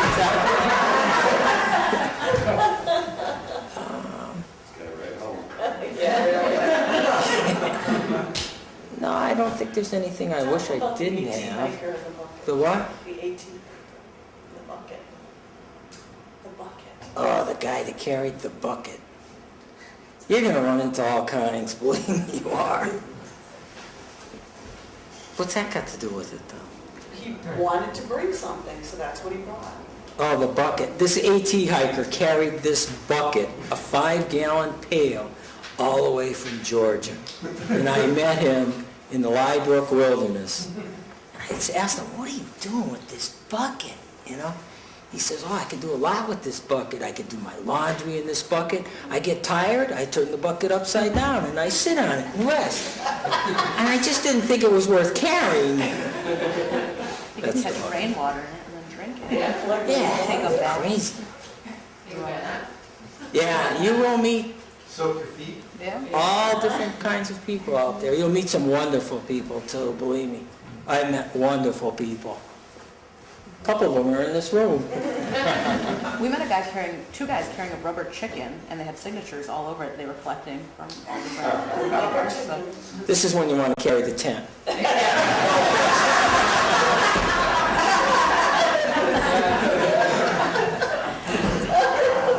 So, two things that I found that I didn't use very often at all, and I actually ended up leaving them at home. Sunscreen, which may be a good thing for you to bring, but you're really under trees the majority of the time. I didn't feel a need for it. And sunglasses, they sat on my head or in my pack more than they were actually on my face. So those are probably two things I would have left behind or really didn't need to bring. This here was a tip that we picked up from another hiker. It's just part of a much longer sleeping pad, but I carried this with me, and this came in really handy for just breaks. I would sit on it for those rocky or really dirt-covered areas, you know, just to add a little bit of cushioning and comfort. And then at night, I would put it under my sleeping pad. I had like a Nemo blow-up sleeping pad, and I put it under like the back part, and it just gave a little bit more support for sleeping on the wood sheltered floors. So this was something that I was really glad that I lugged along with me, and it's really lightweight too, so.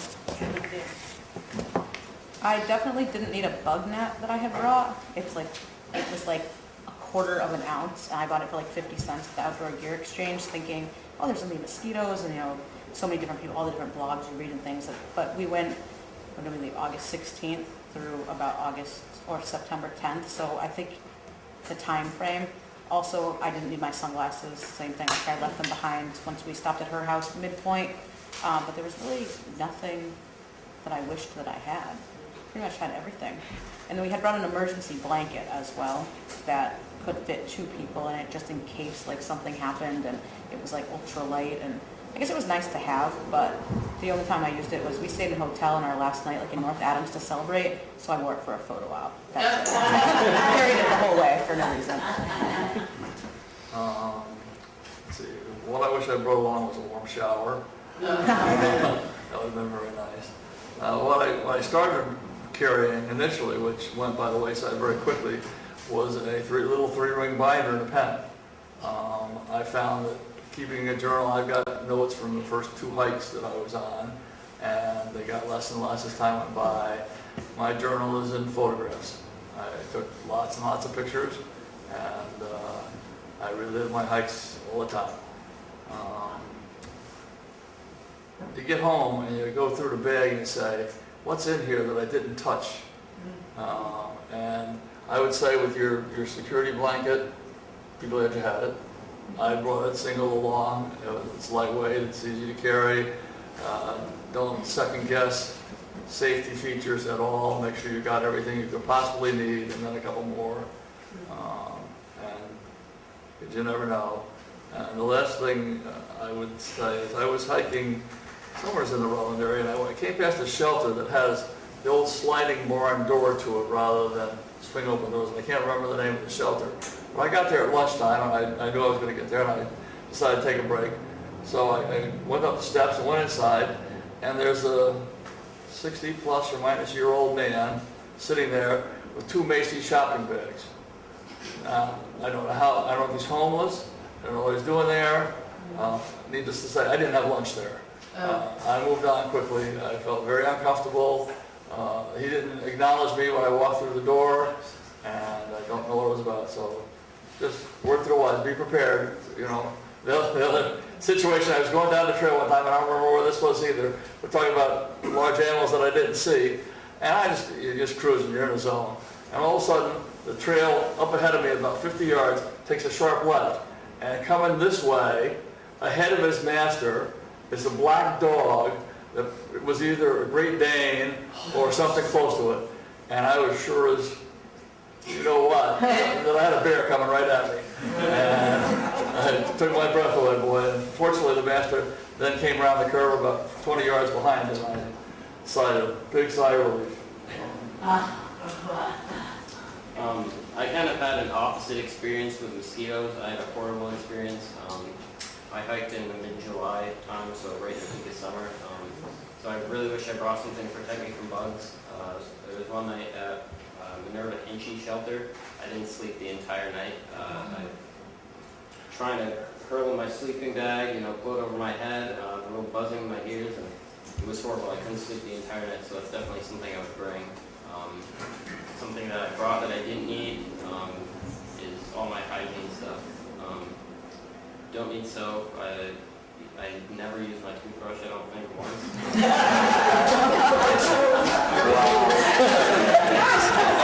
I'm not ashamed to admit it. So, if you're going on a longer hike, the long trail is sub 300 miles, so it's not a wicked long hike to go without hygiene. And you're going to be showering in between every 70 miles. You'll probably hop off the trail, but yeah, for the long trail, I didn't really use any of my hygiene products that I brought. I think that's too much information.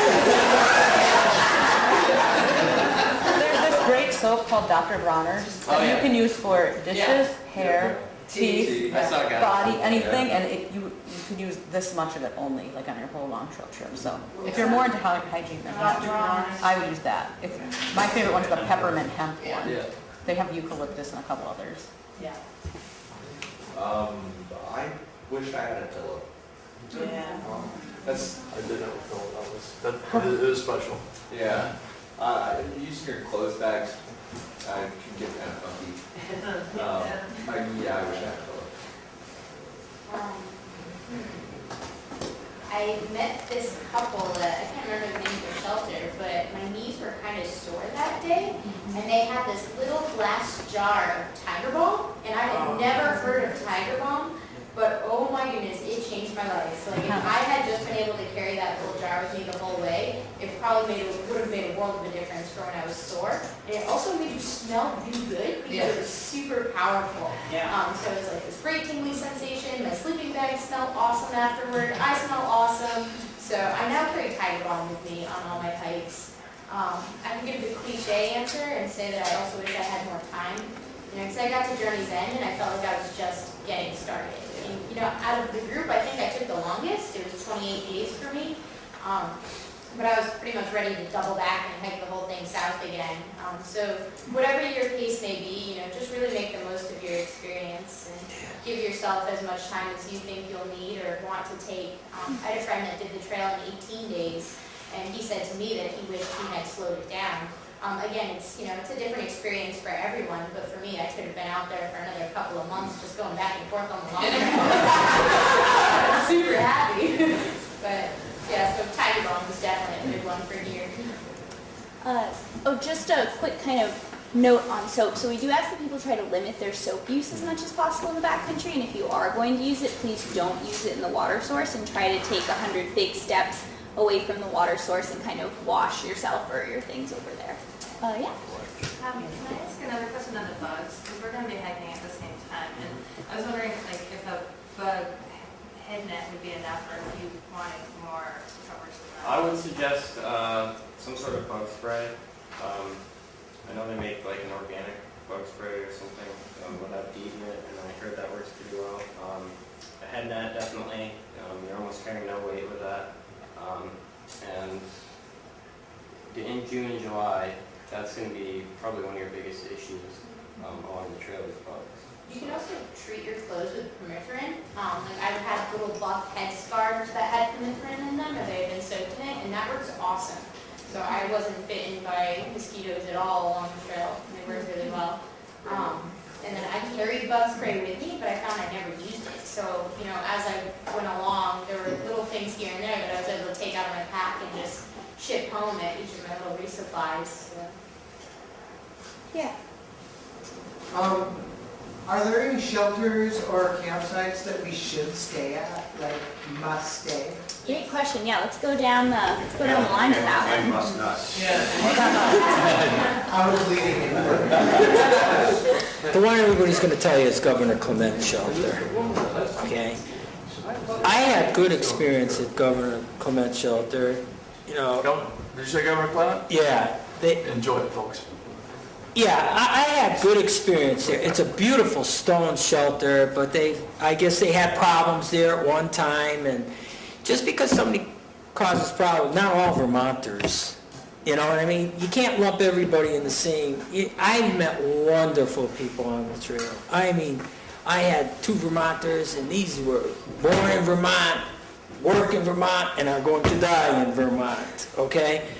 It gave me steak. I mean, I'm out on the trail, and it's my 5th week out, not steak. What's this? And rice pilaf. But Governor Clement, I don't like, Glen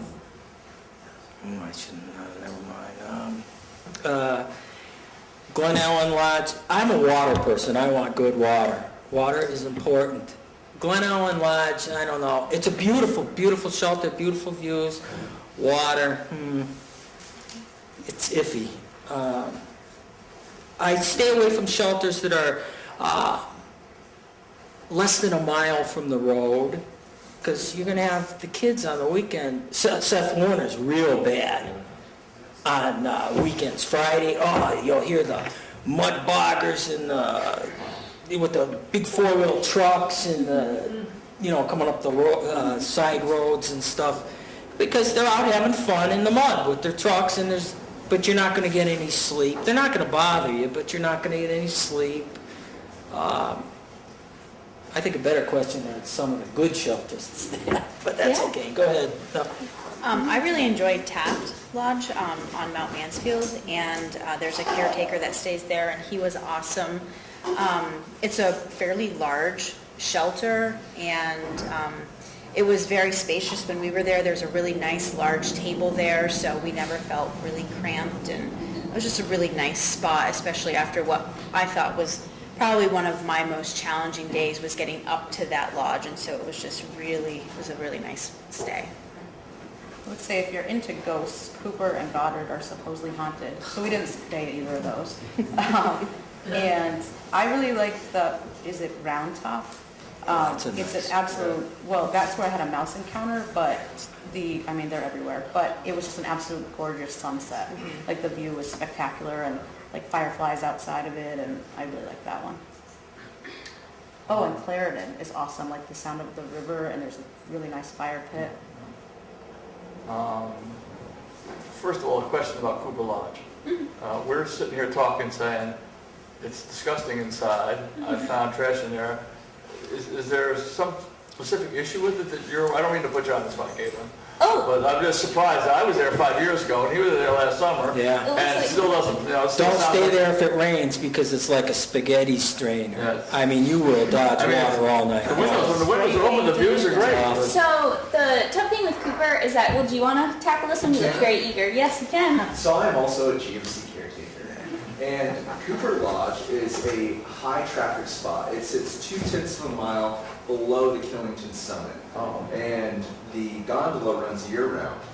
And so you'll get day hikers come up, you'll get skiers that come over the other side in the winter, and the place gets trash. We do our best to try to take care of it, especially like the Caribbean in the back and things like that. We do our best to maintain. But the place over the years, you'll notice it used to have windows, it used to have shutters. Those have been since torn off and broken and things like that. And so it's a very hard site to maintain. I don't like to stay there myself. There's a lot of other great. It's cold. Yeah, it's also cold. It's very cold. And if it's raining and windy, because the windows are all gone, all that rain and wind comes inside with that stone shelter. Oh, is it cold? Sorry, I didn't mean to Oh no, that's a great smirch question. a lot, but it was, Yeah. I was very surprised that, 4 or 5 years later, it was still the same issue. Governor Clemens Shelter is by far my favorite shelter. There is a stone fireplace inside the shelter. It's awesome. When I got there, I was alone, and I got there probably 3 in the afternoon after doing 14, 15 miles. I got an early start, and I collected firewood and got it inside the shelter.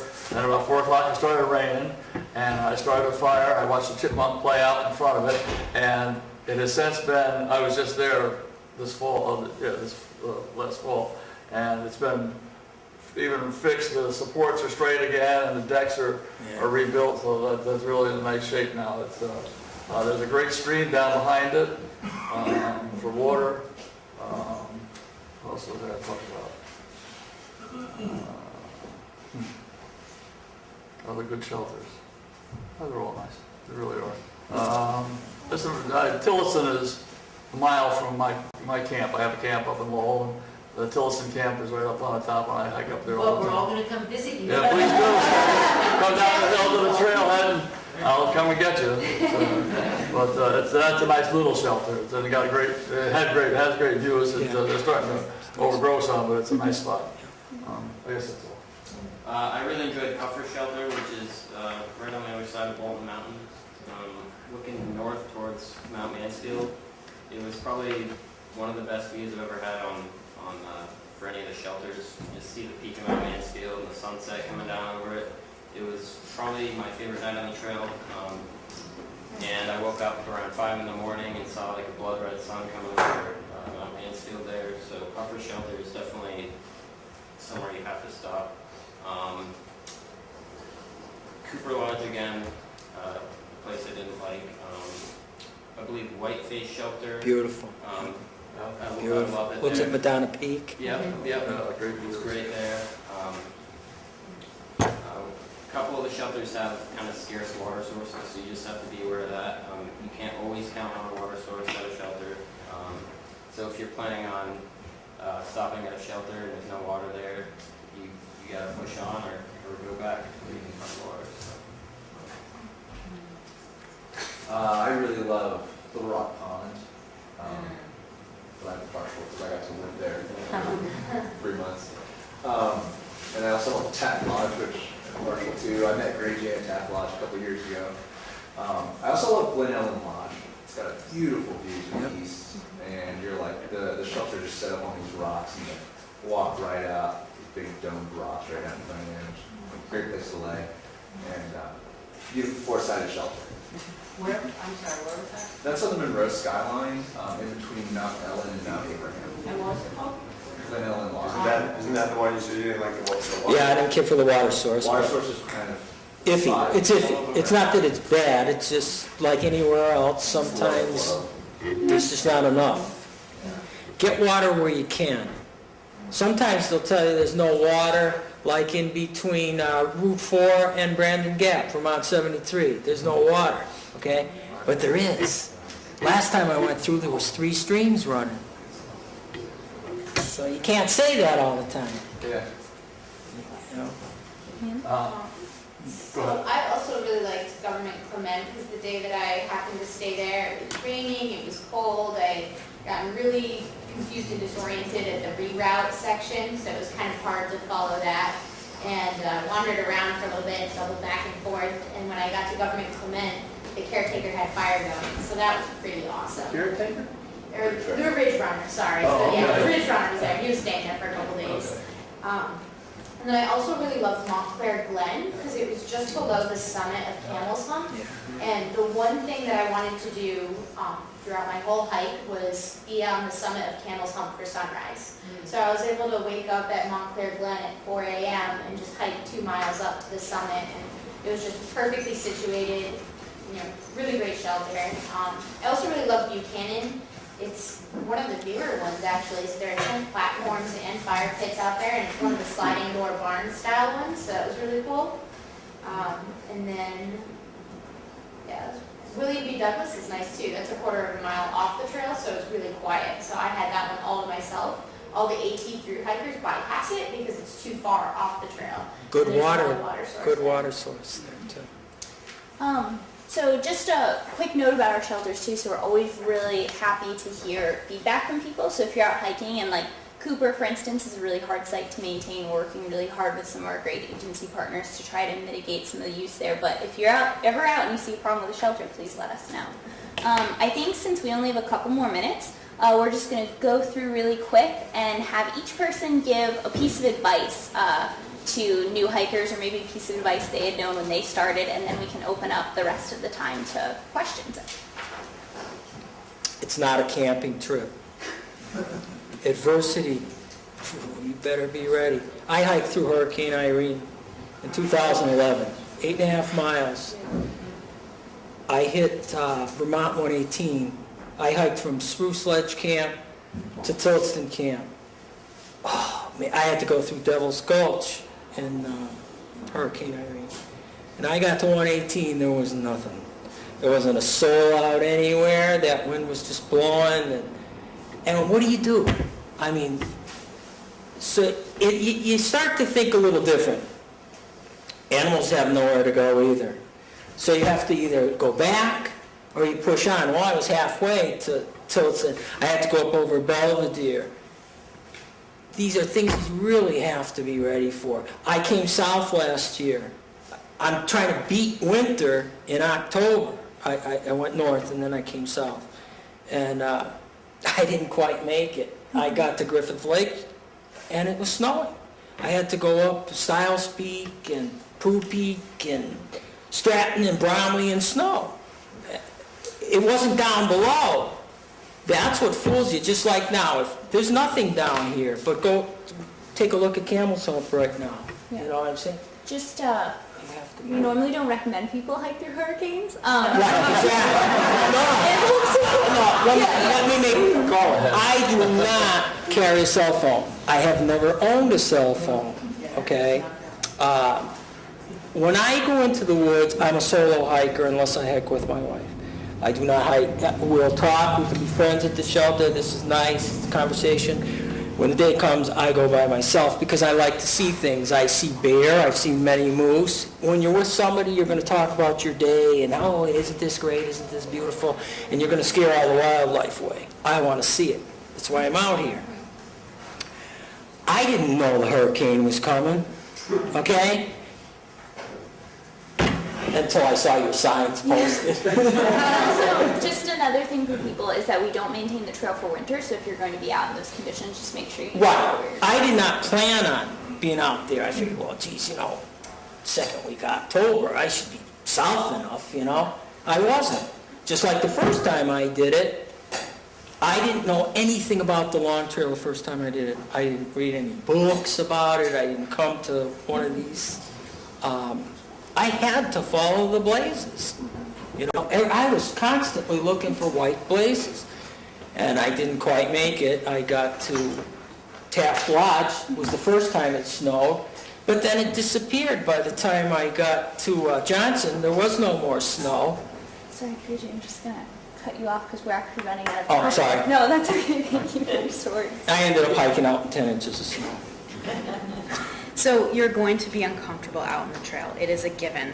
So be comfortable with being uncomfortable and do as much research as you can around your gear. Test your gear, bring it out, try it. We did a 4-day hike the fall before to test out our gear, and there's nothing worse than having a pack that's going to be uncomfortable, or having shoe wear that's not going to work for you, or having a system for stoves or water that just isn't going to work. So really take the time to test all those things so that you can try to minimize the amount of time that you're going to be uncomfortable. I think just have fun and know when to laugh at yourself, like when you're knee deep in mud and you want to cry and you're wondering why are you doing this. You're not going to get this opportunity. Most people, unless you're retired, do not get the opportunity to just, if you're going to like it, to just take 20 days off or 28 days or however long it took everyone, and just appreciate it, because you have no idea what the next day is going to bring and if you'll ever get the opportunity again. So I had to make notes because my memory's not that good anymore. Fires, that's one thing about shelters, there's designated fire pits. I don't know for sure if all those fire pits are legal, or I know the federal forest lands, I think don't permit fires and that, but it was cathartic for me to get in and get some firewood, as long as it's a dry night, have a nice campfire and sit around that. That was wonderful.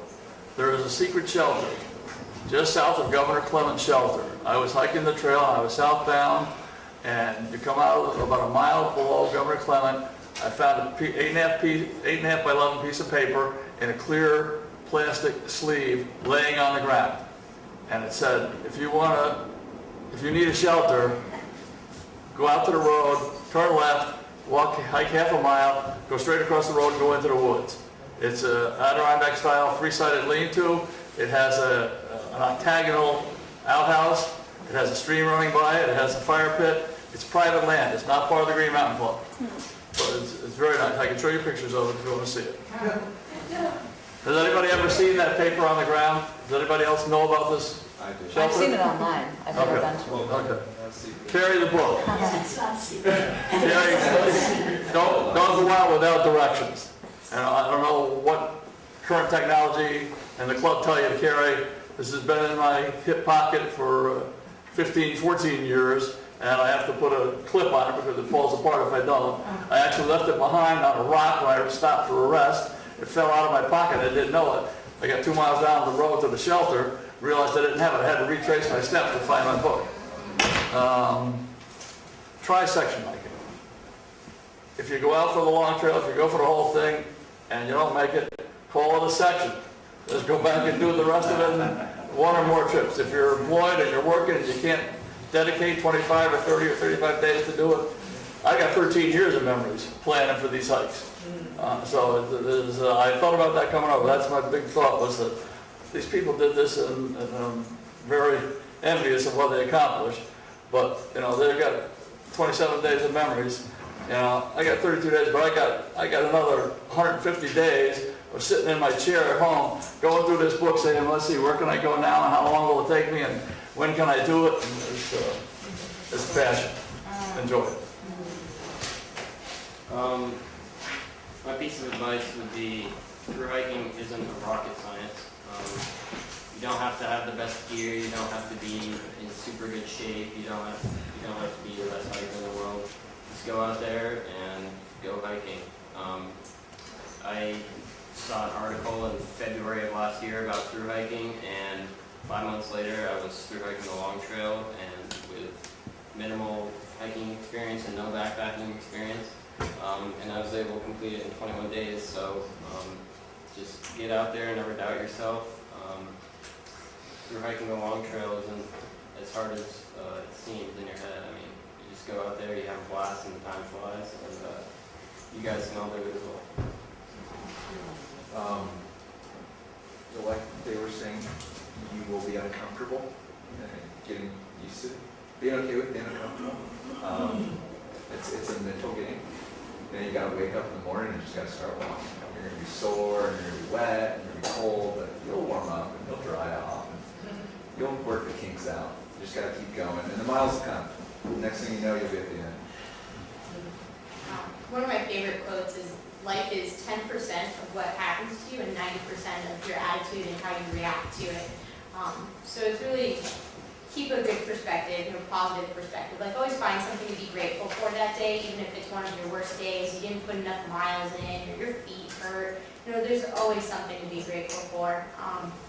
I had a friend that had zero backpacking experience that I met on the trail, and he was carrying 18 days worth of food with him with a 55-pound pack. And you have people that are ultralight hikers that count every bit of their gear to the ounce, and they don't make it, and they don't finish.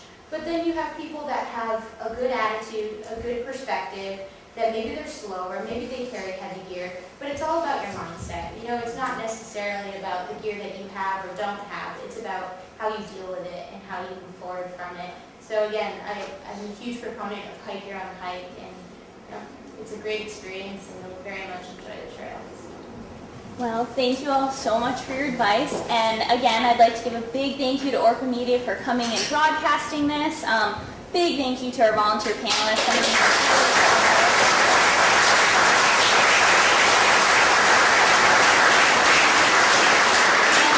Everyone's welcome to stay for a while after. The panelists are welcome to stay as well if you'd like to ask questions. And I'd just like to thank everyone again for coming. And thank you, Orca.